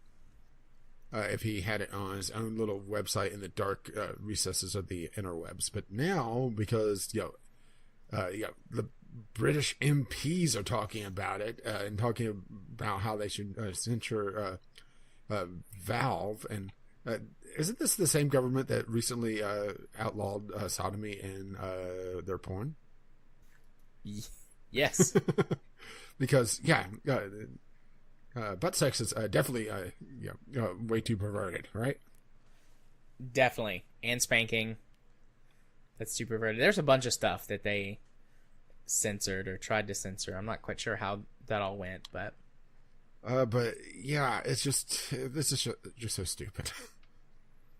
That it got to this point to begin with. But, their policy is just completely hands-off until it causes trouble. Then they go in and try to fix it. So, of course, it's going to cause problems over and over and over again. Right. They even said it here in this article. Much of our policy around what we distribute is and must be reactionary. We simply have to wait and see what comes to us via Steam Direct. So, good luck constantly putting out your tire fires. Your dumpster fires, Valve. Yeah, speaking of dumpster fires. They've done Yeah, sure. In other Valve news. In other dumpster fire news. Valve terminates contract with Artifact Designer. Who is the creative mind behind a little card game called Magic the Gathering. Yeah, real tiny. I don't think anybody's really ever heard of that. Or, definitely never spent money on it. Definitely. It was really a gigantic failure. Oh, wait, no, it wasn't. It was one of the most successful card games of all time. If not the most successful. I'm not sure on that one, but it's up there. So, yes. Artifact has been on a nosedive since day one. I saw an article, I think it was last week or maybe over the weekend, that said that they had lost 99% of their player base. And it says here in this article... Well, their average... go ahead. Their average is at 573.5 players for the last 30 days. Their 24-hour peak right now is 429. Yeah. So, they went wrong. Yeah. They definitely went wrong. I have heard... I mean, I haven't played it. I've seen some stuff about it. I've watched some videos about the game. I've heard some pretty good things about it in terms of gameplay. But the business model... sorry, I was going to say, I just did a quick calculation. It is 0.7% of their all-time peak. Oh, my. But their business model was terrible. There's just too many... It was monetized as a free-to-play game, but it had a $20 buy-in, and there was no free route. Yeah. And I almost said there's just too many good games. There's too many juggernaut games on the market in this space for Valve to just come in, even Valve, and be like, all right, we're going to charge you to come in at a premium to this. I think and then also continue to charge you for card packs. I think that there is room for a living card game, a card game that you buy into and you get the entire set. Yeah. But Valve did not do that. They wanted essentially the best of both worlds, where you bought in, but you still had to buy in for the individual packs. I mean, it's just, it seems utterly insane that it launched in this state. Yeah. I do agree with you that I think there's room for a living card game. I don't know what a reasonable buy-in would be, but, I would say the $15 the whole thing. Range. $15 or $20. Yeah. Yeah, that sounds good. I'd pay that for a game that was good. I got everything, and then, you just buy expansions, so to speak, and you'll get all the cards from that. Like, there's room for that game, but you can't, as proven by Valve, you can't do both. You have to pick one. Or if you are going to do both, you can't do it the way that they did it. Yeah. You might be able to get by with a much smaller buy-in, like if it was $5 to get the base and then all the other card packs. Just to try to screen out the bots. Yeah. People might have gone for that. Or they had some sort of free route as well, because everything in the game was paid when it launched. You had to buy the card packs, or you had to buy the individual cards. The arena mode, which most people said was the most fun, had a ticket system like Hearthstone does, and there was no route to be able to build up a currency to be able to buy the tickets outside of just swiping your credit card. Even the game itself, it took too long to play through a round. That a lot of people are turned off by it, and it wasn't a very good stream game because it was so complex with the going back and forth between the individual lanes that it wasn't a good spectator sport either. But they were trying to build up a online tournament that was supposed to be early this year, but it has never materialized. That was supposed to be something like $20 million or something. As a total prize pool, I should say. Yeah. I don't remember what the pool was supposed to be, but I do remember that. I mean, it was an absurdly high prize pool. It was really high. And mind you, Artifact is nosedived in the course of 3.5 months. Yeah. Not even that long. It's just last remnant of... Well, it went from... backtrack a little bit. Let's just put it this way. The first record date is November 30th. It's at 46,456. Then December 13th, it's down to just over 10,000. Yeah, that was a pretty quick drop. Yeah, and then there was a slight bump up whenever they did a rebalance on some of the stuff, but it was too little too late, and that was still 11,000, which for a card game sounds like a lot, but you're dealing with an economy as well on top of it. And they tied this entire system into the Steam marketplace. Did they not learn anything from Diablo? Nope. Obviously not. We'll come back to that later too, but for Valve's case, I think they were just like, we can get away with it. Or they just didn't give a hubris. shit. It could be either or. Yeah. Hubris or just not giving a shit. Just the fact that the teaser for the just the logo of this. Remember that video? Yeah. the massive "aw" or whatever it was when, yeah, because they were teasing it as a new IP or a new game from Valve. Oh, it makes me wonder, what Valve is going to do next after this, because they still have pretty much free reign to do whatever they want because they have the Steam money. So they could sit and incubate something, but instead they throw this out. It's just and the fact that they just they quietly let go of the lead designer, tells me that this game is dead. I would be shocked to see any resurgence. If they made it free to play and gave some kind of something to the people who bought in to try and appease them, it might regain some traction, but otherwise, I don't see anything happening to help it. The problem is they tend to piss off the people that paid or bought in that whenever they make a game free to play. CSGO, they kind of cordoned off all the paid players into their own little pool. Team Fortress 2, they gave a hat. Those are the two that I can think of off the top of my head. But yeah, it's just they need a complete rebalance of things, and it just shocks me that they released this as a pay-to-play game, especially since they tied it to the marketplace. Because it feels like they were about to make this a free-to-play game, but they were afraid of the bots just going rampant on the market. So they decided to put in some sort of speed bump, and they put in a wall instead. Yeah. Big old wall. Yeah. With a mallet on it that when you get too close, it smashes you. Yeah, I feel sorry for, the people that bought in, because, damn. I just hope that they enjoyed it before it all went to shit. Well, from what I understood, not a lot of people really enjoyed it because of just, the market. Because, it was pure pay to win. In the purest sense of the word, right? Yeah. Or the phrase, I guess I should say. Because, you could just go into the marketplace and spend, I think it was, $300 some for the complete set? And then just I have no idea. Well, I remember them talking about how the card prices have absolutely tanked. So, if you have cards in this game, cash out now. Cash out now. I'm tempted to go buy a few just because. I won't, but I'm tempted to. Buy one common card, and then whenever the game resurges, it would be able to sell it for a quarter profit.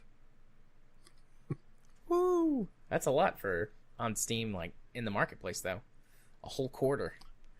Yeah, that's almost $0.25. Oh wait, almost. After they take their 2 or 3 cents off of the quarter. Just file around the edges. Indeed. All right.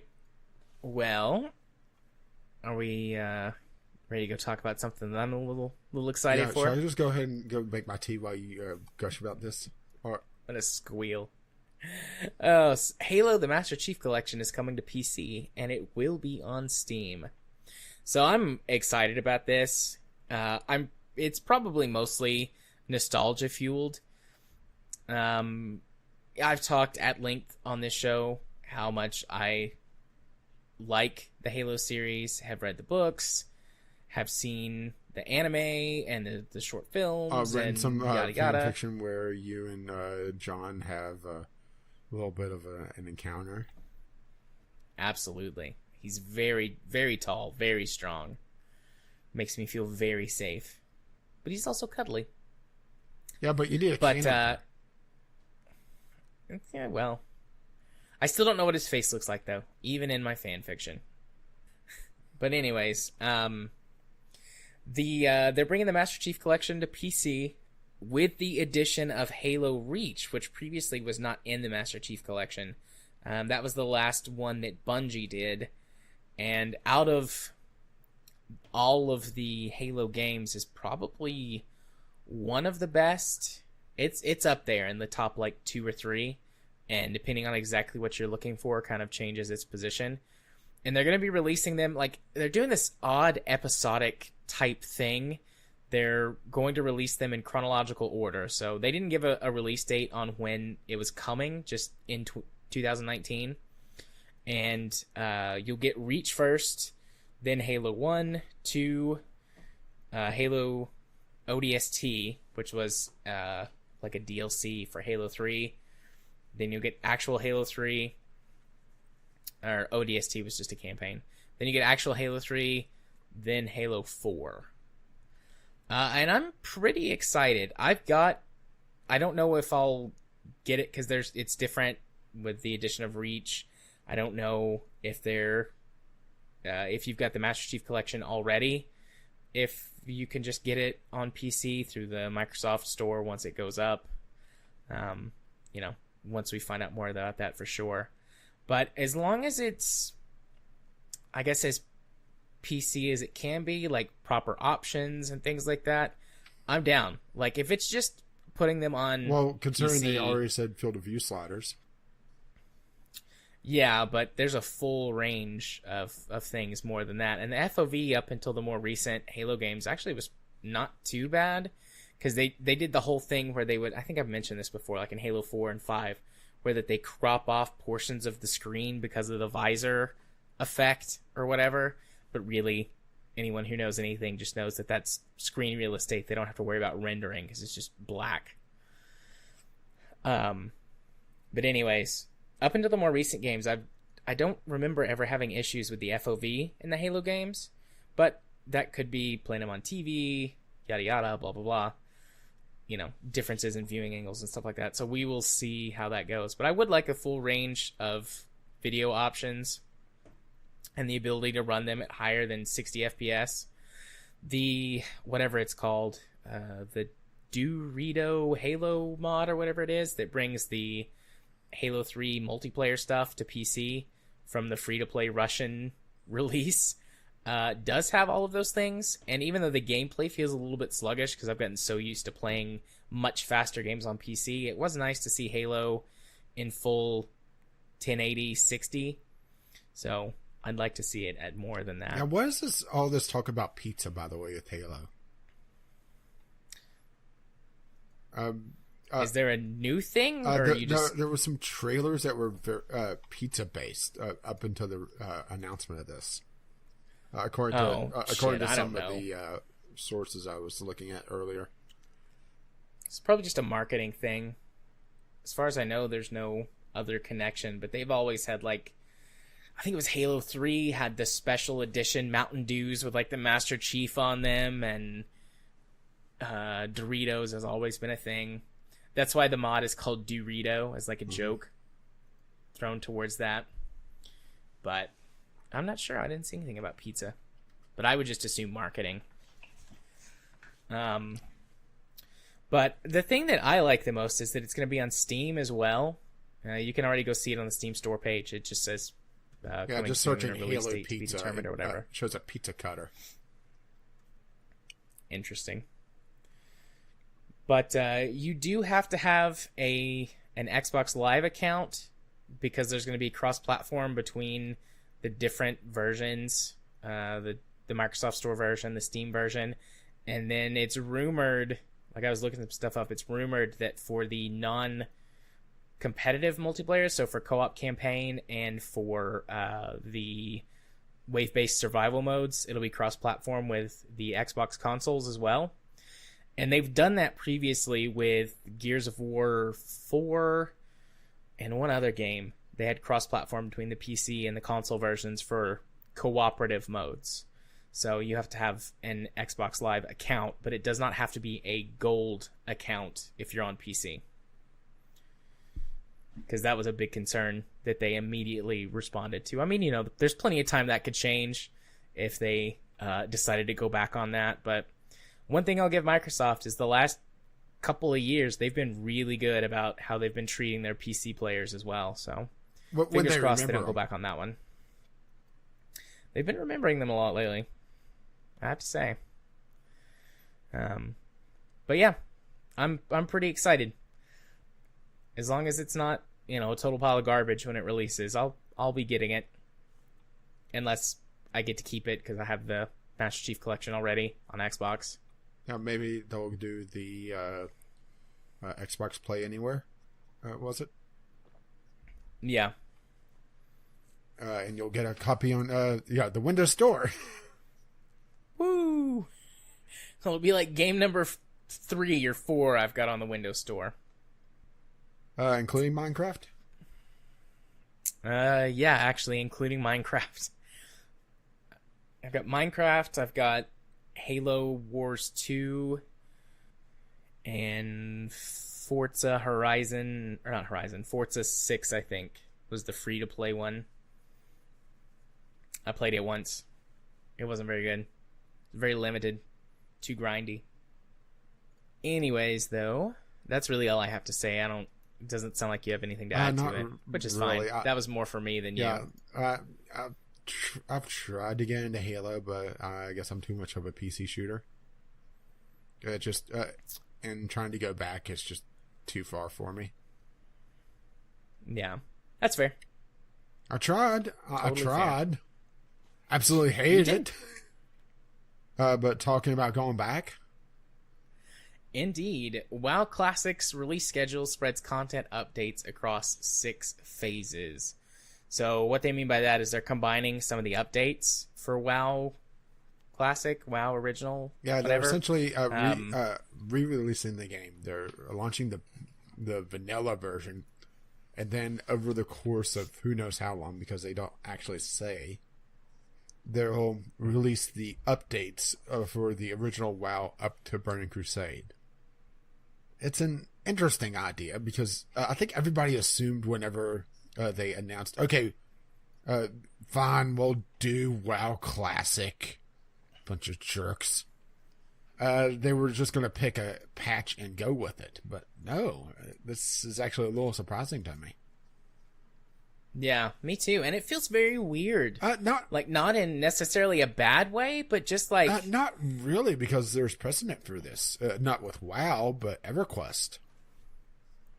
See, I'm not an EverQuest guy. I played EverQuest one time. Well, this was more big news, was that EverQuest actually several times over the years have launched a progression server where it essentially resets the game back to the launch version, and then doing certain events, essentially just completing so many raids a certain amount of times, unlocks the next expansion, and it progressed on and on and on.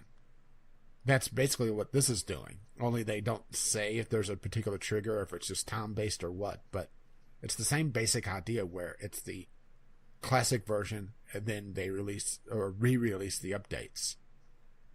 So it's not that surprising, but I think everybody assumed that it was just going to be a particular patch because that's what everybody was calling for. Yeah, that's fair. I had never heard of that before, and I suspect there's lots of people like me who have never heard of that before. Anything doing this. So it just feels very weird. But like I said, not in a bad way. It's just like, this is odd.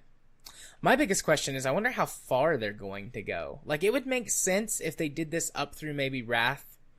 But beyond that point, I think that, at least at this stage, it gets too close to modern WoW to keep going. And also, didn't they say that they were going to keep some systems in place? Like the LFG tools and stuff? Actually, I don't remember. I've heard some back and forth on that, if they're going to do it or not. Because there's a lot of systems that they just, they completely threw out.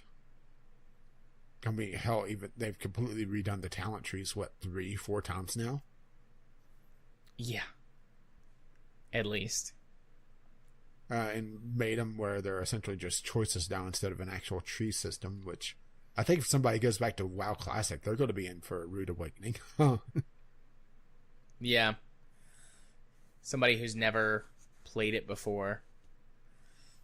Because I jumped in around Burning Crusade. I don't remember exactly when it was I came in, but I jumped in at Burning Crusade. I've never actually played original vanilla WoW.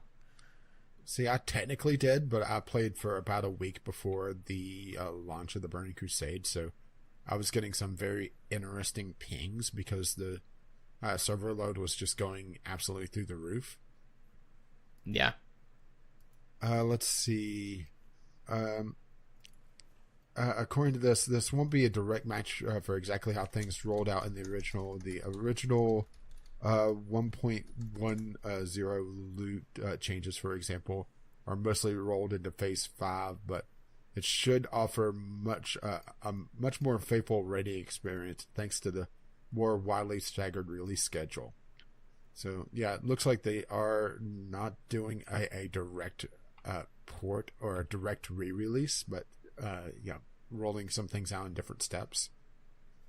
But this is really them trying to recapture the magic of WoW, and I'm not sure if in today's gaming scene if the original WoW would have worked. Yeah, it's a very different landscape, very different gaming sphere.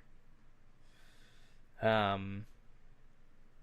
I mean, there's obviously plenty of people who have been asking for this, so it will have some audience. But I wonder if it'll draw in anyone new, or if it'll just be the older player base who wants to go back to this. Or if it's going to be... That's going to be what I'm interested in. For me, it's going to be, will the population have legs on it? Will they stay there? Because it's one thing, to look back and say, I miss WoW of how it used to be. Then, go back and actually play it. That's very true. That is very true. It's that, that nostalgia thing, but actually going back to it, I wonder how many people are going to be like, oh my god, this sucks. Because I've heard on co-optional many times where particularly Jesse has been like, everybody says they want to go back to play original WoW, but I remember how shitty it was, especially compared to a lot of the stuff we got now. Some things were better, sure, but when it comes to questing and raiding and yada yada. I didn't really care for the LFG system just because, it tended to backfire on me more often than not, and I would just get awful groups. But the flip side of that was I didn't have to travel to the dungeon, and then, there were times that I got in a pretty decent group, and I'd be halfway to the dungeon, and the group leader would be, I don't really need to do this, or, something just came up, and they were the healer or the tank, and, one of the two that, pretty much can instantly get into any group, and leave this poor DPS out in the cold again. Jerks.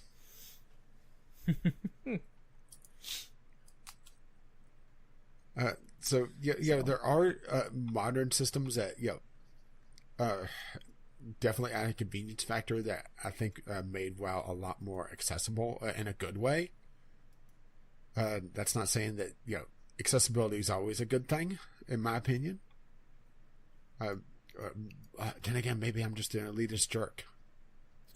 I don't know. I think there's room for both. Like, there are many experiences I think need to have accessibility, but there's also a niche market or a niche audience that if that's what you're shooting for, then that's what you go for. And the purpose is to not make it accessible. It's to be for the audience that wants that.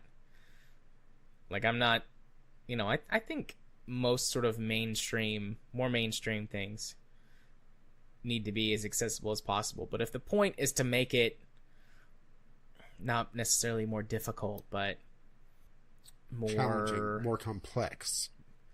Yeah.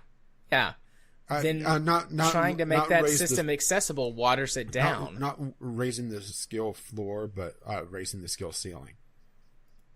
Yeah. Trying to make those more accessible waters it down. So, you have to play to the audience that you're going for. Yeah, which... there's room for both.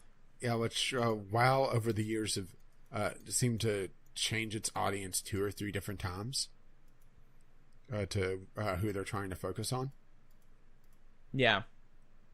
I think that is something that you do have to do if you're going to exist in the market for so long. Yeah, true. So. It just sucks whenever you're no longer the target demographic. Yeah, that's fair. Nothing to really counter that point. A fine point you've made, sir. So, yeah, I guess we'll just wait and see how this pans out. How they do it, and whether or not the community gets legs, as you said. Speaking of accessibility, Indeed. We're gonna talk about Anthem some more. The level 1 gun in Anthem does more damage than top tier guns anywhere. Anthem 76? So, yeah. So there is, I don't think it's fixed yet. Actually, let me go back and explain. So Anthem uses this sort of content leveling type of system where the lower level players can still participate in higher level things to some extent. Some extent. Well, unless they patched it. There was a streamer that actually got a level 2 or 3 guy on the final mission of the main campaign. So, I would not say to some extent. That's interesting. That would have to be some kind of I saw a video of this thing that messed up. No, that's fair. I'm not saying it didn't happen, but that would have to be some kind of like glitch of some kind, right? Like, oh wait, well maybe they partied up. Did they party up? Like do it on purpose? No. This was completely random matchmaking. Because they actually said, the streamer was asking his buddy, "Did you invite this guy because he's like 20 some levels below what they were?" And they asked, have you beat the main campaign? And he said, "No, what is this?" Odd. That's either some kind of glitch or something really fucked up. Because there's like a random, like you can just like join random missions, but I don't know when that unlocks. I suppose it could drop you into that. Well, to be fair, Anthem having random mission or random fuck ups and bugs seems pretty par for the course right now. Yeah, but anyway, so they have this content leveling system, and what what BioWare is saying is that it's bugging out on the starter weapon and causing it to have some kind of error and do way more damage than it should. I almost said rounding error, which they didn't say that, but I remember this happened in Destiny pretty close to launch. The level 1 weapon, they had this leveling system for multiplayer because it had a PvP mode, and there was a rounding error with the starter weapon that caused it to be the most powerful weapon in multiplayer until they patched it and fixed it. But the BioWare guy didn't say, at least to my knowledge, that it was a rounding error, just a bug that was happening. But so anyways, they've got this content leveling system, and it turns out that the level 1 weapon does as much or more damage than many, if not most, of the high level weapons. And there was a player who recorded it and showed comparing his masterwork weapon, which, like, the masterwork weapons are the highest level, highest quality, highest tier of weapons, and then the level 1 starter gun, comparing the two of them. And even though the DPS numbers were different, like his weapon was saying like 1200 damage a shot, and the level 1 weapon was saying like 200 and something damage a shot, the level 1 weapon was doing more damage overall on the shield and health bars than the top tier weapon was. Which the fact that the damage numbers are completely arbitrary is complete bullshit. That's I'm not a defense, but I think I have more. I think I've played more of these types of games than you have, and that's just a trend that seems to carry through these types of games. Not defending it. I don't want to sound like I'm defending Anthem. I know I've said positive things about it, and then I still want to play it, and I still do. But that's just sort of one of the trends of this type of game, is that all that stuff's kind of arbitrary and bullshit, and that's where you get a lot of the bullet sponginess that comes from, because it could say you're doing 10,000 damage a shot or whatever, but that's sort of there just to make you feel like you're more powerful, way more powerful. Maybe this just comes from looter shooter aspect, because I play a looter shooter that actually does make me feel powerful, and it doesn't bullshit me on numbers. Yeah, I mean, The Division has the same sort of thing. Destiny had the same sort of thing. I really just like this strong a catch-up mechanic. I understand that this probably is in place as a safety net if there's a population problem. But have it be this strong where pretty much everybody is essentially on the same level no matter what the gear is, Now, correct me if I'm wrong, but isn't the entire point of a looter shooter is to kill things, get better loot, to kill things a little bit better, a little bit faster to get better loot? Isn't this completely negating the entire gameplay loop? Because your gear does not matter if the numbers are complete and utter bullshit. Yes and no.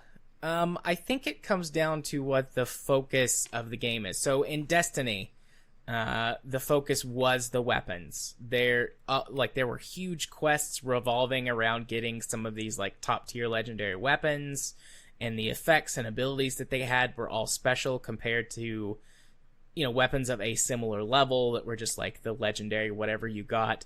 And I get the sense that in Anthem, most of the loot that you want to get is the stuff that directly relates to the suit as opposed to the guns.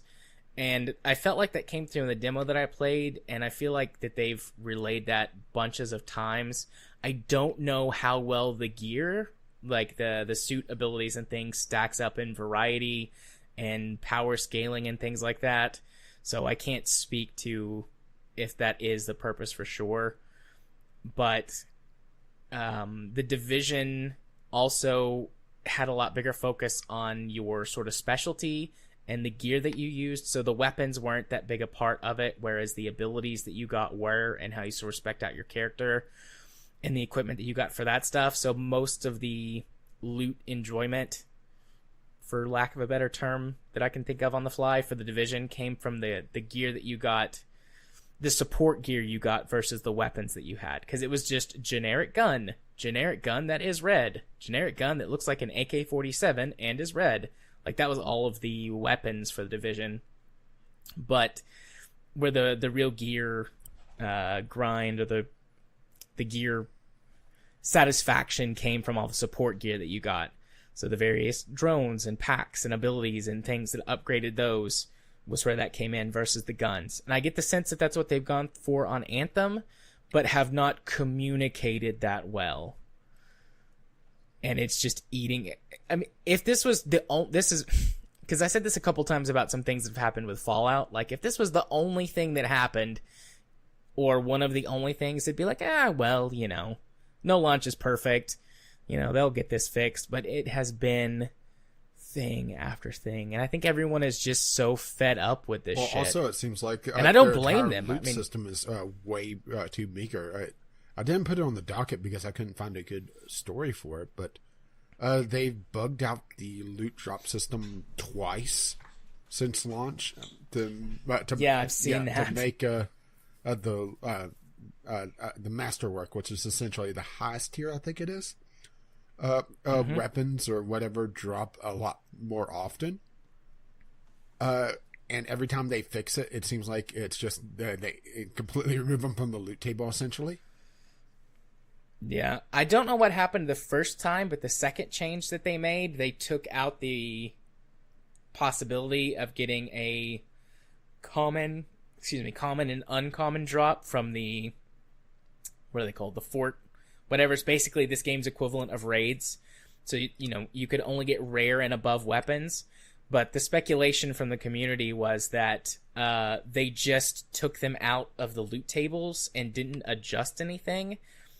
So, all of those basically percentages went up the tree. So people were getting tons of rare and legendary and masterwork items instead. Like, it didn't adjust the drop rates at all. They still got the same amount of drops, just now there were no more commons and uncommons.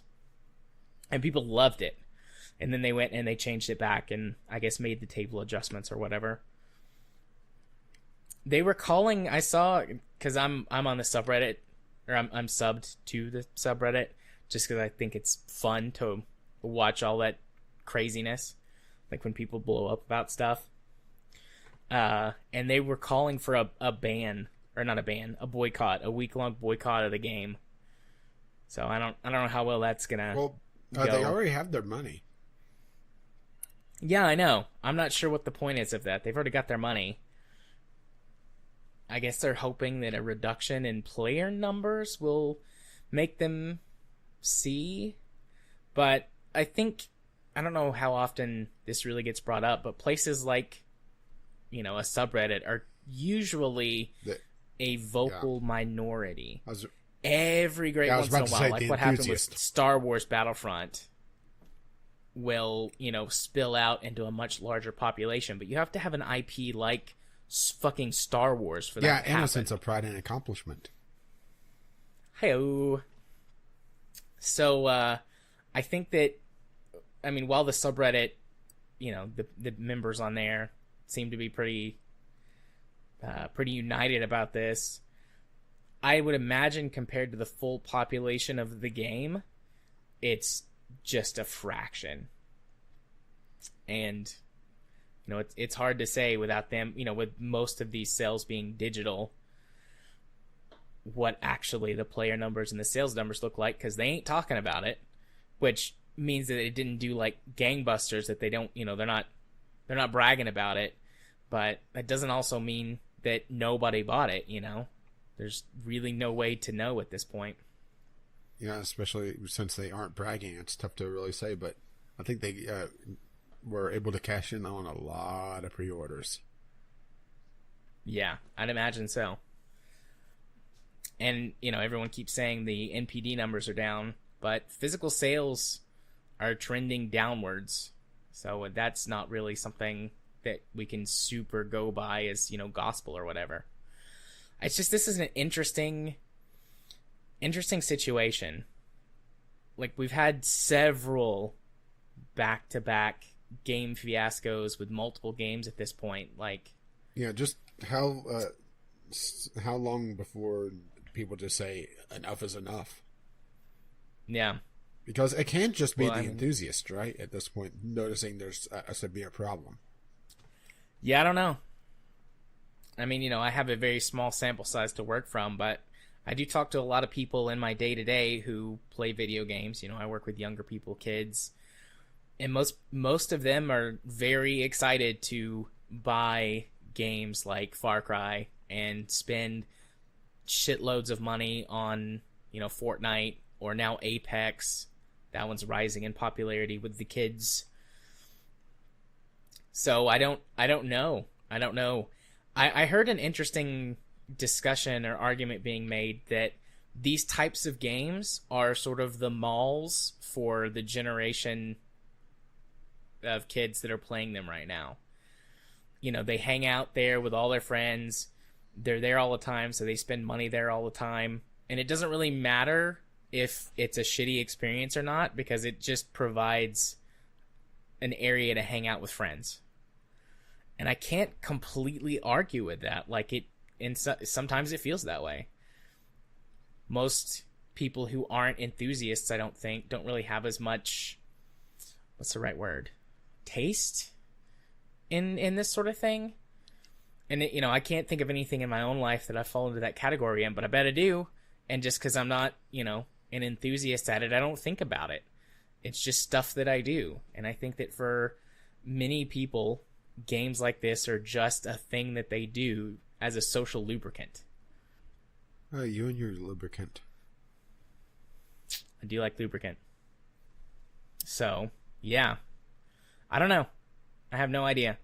I know that for players like you and me, generally, and probably most of our audience, things like this, we do say enough. And there are lots of games that I have thrown my hands up and be like, you know what, I'm not buying this. I'm not getting into this. Anthem just sort of seems to have struck the right chord with me in terms of this hits enough things that I do like or am interested in that at some point it'll be good enough for me to play. But like Destiny 2, I loved Destiny 1. I've talked about this a bunch of times, but Destiny 2 was too much of a dumpster fire for me to touch. So I didn't touch it. I haven't touched it. Haven't played it. Probably won't at this point. Games like Far Cry, been a big fan of the Far Cry series. Didn't touch Far Cry 5 for a lot of the same reasons. I didn't touch Far Cry 5 because it reminded me far too much of my home. Yeah, fair play. But Fallout 76, I was interested in that initially, and then it turned out to be what it was, and I'm like, nope. Fallout's not good enough for that for me. I'm very worried about Elder Scrolls 6. I'm coming more and more off of that, I'm just going to buy it thing. because I'm sick of it, basically. So, welcome to my camp. I'll stick to my indie games. I'll play Factorio and BattleTech until the wheels fall off of them. Metaphorically I was about speaking. to say, wheels? You must be playing a lot different mechs than I am. Oh. So yeah.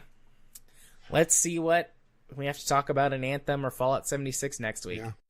Alright, back from that little edit. So due to time constraints for me this week, we are cutting a couple of things off the topic list, and we'll bring it back around next week and talk about it then.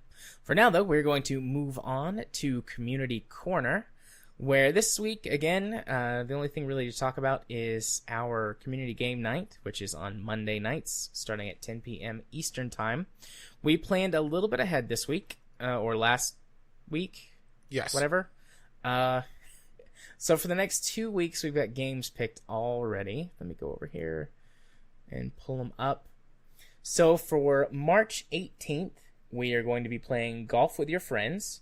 That if you are listening and you want to join in and you don't have it, the game is only $5 on Steam. I haven't seen any sales, but who knows? You might find one between now and then. And then for March 25th, we are going to be playing Minecraft. There is a community server that some other members in the community have had going for a while now, but it's basically just like drop in and have fun with your own project. They're talking about starting a community project of some kind, but no definitive answer on that because there was jokes about it being like a giant penis or something. And while I find that hilarious, typically when I play Minecraft, I just go dig a big hole because, I like to mine things. Take the mine of Minecraft very seriously. But not the crafting. No, not so much. So yes, those are our those are our community game night games for the next 2 weeks. And we'll try and plan some more out from that. Although, after that group discussion last night and how derailed they kept getting, I'm not sure we'll be able to go super far in advance just because I won't be able to keep everybody on track long enough to do that. Sorry, what? It took me like 25 minutes to pull these two games out of everyone that was there last night. I blame Kyle. Yeah, that's fair. I blame Kyle also. As long as it's not me who's being blamed. Oh, don't worry. You're the subtext. That's fine. I'm the subtitle, not the main title, and I can live with that. But we are, even though we cut a few things from the list, we are still going to do a discovery queue this week. So once you hit them up with where they can send us stuff, because I almost skipped over that. Like usual. You can email us, vglpodcast@gmail.com. You can tweet us, VGLpodcast. And now, we'll go for the theme song. And I got something interesting right off the bat, which is highly unusual, and the discovery queue section of the notes was not cleared out. So, oh, oops, that was my. This is the beta access, but I'm just going to call the main game instead of the beta access, and I'll probably change this post. Tropico 6. Oh, I've seen that in a couple of places, although not in my discovery queue. Well, I got the beta for Tropico 6 on discovery queue, which looks like is over because it was talking about free beta access somehow, but Tropico 6, I mean, it's a return to the Tropico series. The previous one was kind of a town traveling one, wasn't it? Where it was going through the different ages of the Banana Republic with El Presidente. Yeah, I don't remember exactly when it started. But colonial you era, go through the various... as a colony of, I believe, England. And just going through the different eras, but it looks like it's a return to form for Tropico, which is welcomed. I mean, Tropico is kind of a weird in-between of city management, town management, and a survival game almost, because you have to deal with uprisings and everything else, which is rather taxing on one's survival. Indeed. And So all I hail actually- El sorry. Presidente. El Presidente. So I got an interesting looking game pretty quick in my queue, which actually is a strange thing. Murderous Pursuit. This basically looks like The Ship, but a more modernized version of The Ship, where you're trying to murder people at an event of some kind without being murdered yourself and without being discovered by things like the authorities on the map and having the other person notice that you're trying to murder them. I loved The Ship, but it doesn't always run properly. Well, considering it's by the same developers as The Ship Remastered. Is it? Okay, I was just going to check and see if it was by the same developers, so you beat me to that. That's okay. That makes sense.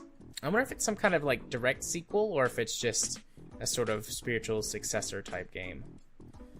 Does it say? It doesn't. Not that I see here. Well, but that's okay. My second game is also very interesting, and unfortunately I grabbed the review tag, but Intruder, the ultimate spy versus guard simulator. Essentially what the Steam reviews were calling it a low rent version of Rainbow Six, as in the old Rainbow Six. The problem is that it's a multiplayer focused game that's an early access title. So, yeah, I would say this is a good land game because I don't have a lot of faith of it being having the legs on the community. But that's just me being burned on early access games in the past way too much. So, yeah, I mean, it looks interesting. I mean, it's definitely, it looks like PS1 era graphics almost, with maybe a little bit higher textures. Yeah. But it looks interesting. But yeah. I just found something that looks really interesting. I've never seen this before. Enderal Forgotten Stories. I'm about to put the link in. But its tag is, or like it opens, this is a total conversion mod for Skyrim, and it's got its own store page. It's free. Maybe they'll actually make it a good game. Link. I thought I was hearing something about this. Looks like it just requires the base version of Elder Scrolls Skyrim and not the enhanced edition. It looks like it also includes a novel in the DLC. I'm getting this shit. Yeah, it actually has a novel. This looks cool. I don't really have a better way to say that at this point. I don't know if I'll actually get to playing this week, but I mean it's just a mod, free mod, but with its own store page. That's the thing that like is weird to me. It's got its own store page. I mean, there's a few out there. I've never seen one before. That's cool though. Well, neato. Burrito. Okay, well, speaking of neato, how about some Warhammer? Yes. Warhammer Chaos Bane. No, Warhammer, not Warhammer 40k, it seems. So, in the fantasy version, hack and slash adventure, so ARPG with online or local co-op options. Interesting to say the least.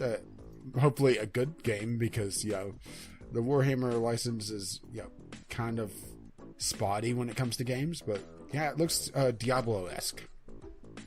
Just looking at some of the trailers real quick, but it's still 2 months out. So, really hard to say otherwise. But hey, if you want some Warhammer, there you go. There you go. So this looks neat. Outlaws of the Old West. MMO or survival, open world survival MMO, but Western themed. So, as I've never seen one of these before. Well, a Western themed one of these before. They may exist and I just didn't realize it, but I feel like Didn't an Jim Old Sterling West game do would be. a game about Old West survival that was absolute shit? I don't know. I don't remember that, but maybe. I specifically remember. Oh boy. Ooh, I just looked at the developers. This is a black mark immediately. Ark Survival Evolved. Ah. Interesting. Well. All right, and considering their amazing, track record with, oh shoot, now I'm blanking on the actual name of that damn pirate game. Yeah, I know the one you're talking about. Oh, there's a guy. But I can't remember the name of it. Yeah, considering...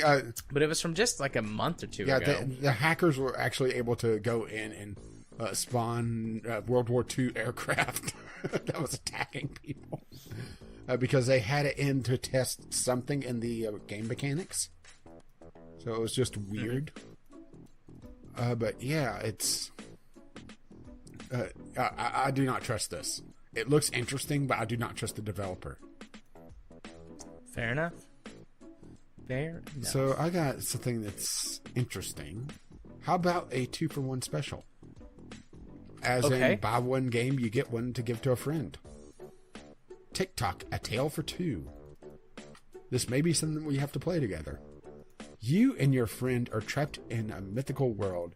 As time ebbs away, you must solve increasingly complex puzzles to escape. So, asymmetric possible puzzle solving? Where have I seen that before, right? I wonder. But... Is it creepy?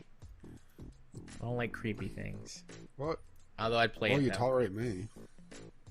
You're not creepy, though. You're just grumpy sometimes. Just look at the trailer. I can handle that. It looks like they mostly focus on playing other people and not really what the game does. But yeah, it's it's definitely an asymmetric puzzle game. That is very interesting, and it's $6 for 2 copies. Buy before March 17th and get 2 copies of TikTok, A Tale for Two, and send an extra copy to your friend. So we may have to do this. Indeed, I'd be down. So I got another one. Anno 1800. It feels weird to see the Anno series go back in time, because the last 2 games, or at least the last 2 major releases, because then they have like the free-to-play online one in there at some point, but the last 2 have been in the future. There was 2070 and 2205. All equaling 9. So it feels weird to see them. Yes, I still remember when you told me that, and it blew my fucking mind. 1800 also equals 9. But anyways, it just feels weird to see them go back in time. I mean, not obviously that it couldn't work, but it just feels odd. After basically in 2070, the world fell apart because of climate change, and then in 2205, part of the whole thing is you put the world back together with science. Well, now it just feels odd. Oh, you discovered a time machine. Now you're trying to go back in time and prevent the bad future. It would be interesting if that was the thing. I'm probably not going to buy this because it's a Ubisoft game. So between a modern Ubisoft game, so between whatever Denuvo. Oh, yep, it's got Denuvo. I just guessed. But it says in here, warning, this title uses third-party DRM, Denuvo, and Anti-Tamper. So between Denuvo and the fact that it's probably full of a whole bunch of bullshit, I won't be buying it, at least for a while. You're saying that Ubisoft would tie a single-player progression to their online servers? Yes, they would. They have before. But anyways, I probably won't be buying it for a while, but maybe someday. Maybe someday. That's the end of my queue. I had a good one this week. 1, 2, 3, 4. Usually my queues are full of garbage and bullshit, so quite happy with that. I'm just clicking through the last couple. Well, not my cup of tea, but maybe somebody will enjoy it. The Lego Movie 2, the video game. Everything's not awesome. I mean, it's the Lego movie, so, you know, what more does it need to be said? Plus, it's a Lego video game, right? Yeah. I haven't seen Lego Movie 2. I've heard good things about it. And the game is probably fine. A VR game to end off my queue, so that's it for me. Cool. Well, that wraps it up. I believe and that brings us to the portion of the podcast where I used to go first, but now I see things like Rage. Hit him with the socials. Well, once again, if you wish to contact us, you could do so vglpodcast@gmail.com with your letters, voicemails, game-related topics, or just tweet them to us, VGL Podcast. I mean, the letter bag was empty this week, so we would be greatly appreciative of it. And we are also appreciative of our patrons. You can find out more at patreon.com/VGL Podcast. And our lovely, lovely patrons pay for this absolute madness and our website, vglpodcast.podbean.com, which hosts the show notes, our RSS feed, and links to all our media online. Or you can just find us on iTunes, Google Play, or wherever good podcasts are. Somehow we have snuck in there. I've been Caffeine Rage. You can find me on YouTube, Gaming with Caffeine Rage, on the Twitter, Gaming with CR, or on Twitch, Caffeine_Rage. I'll eventually be there, I hope. And you have been Gaming Psychologist. You can find me over on YouTube at Gaming Psychologist. You can find me on Twitter at JMA4707. And you can be my friend on Steam by sending a friend request to jarthur4707. And if you wish to give them the password for this week is a game changer. Pulling one of my old passwords because we're not going to have EA anymore. Yay. Oh. Freedom. Oh, I nearly used freedom, but nah. Game changer felt a little bit more natural right now, right? Indeed. And, well, naturally we go on to our intro and outro music is On the Ground by Kevin McLeod, and our Discovery Cue music is Doobly Doo by the same artist. You can find his work at incompetech.com, and as always, as his lovely music starts to roll across my voice. Bye-bye now. See ya. Bye-bye.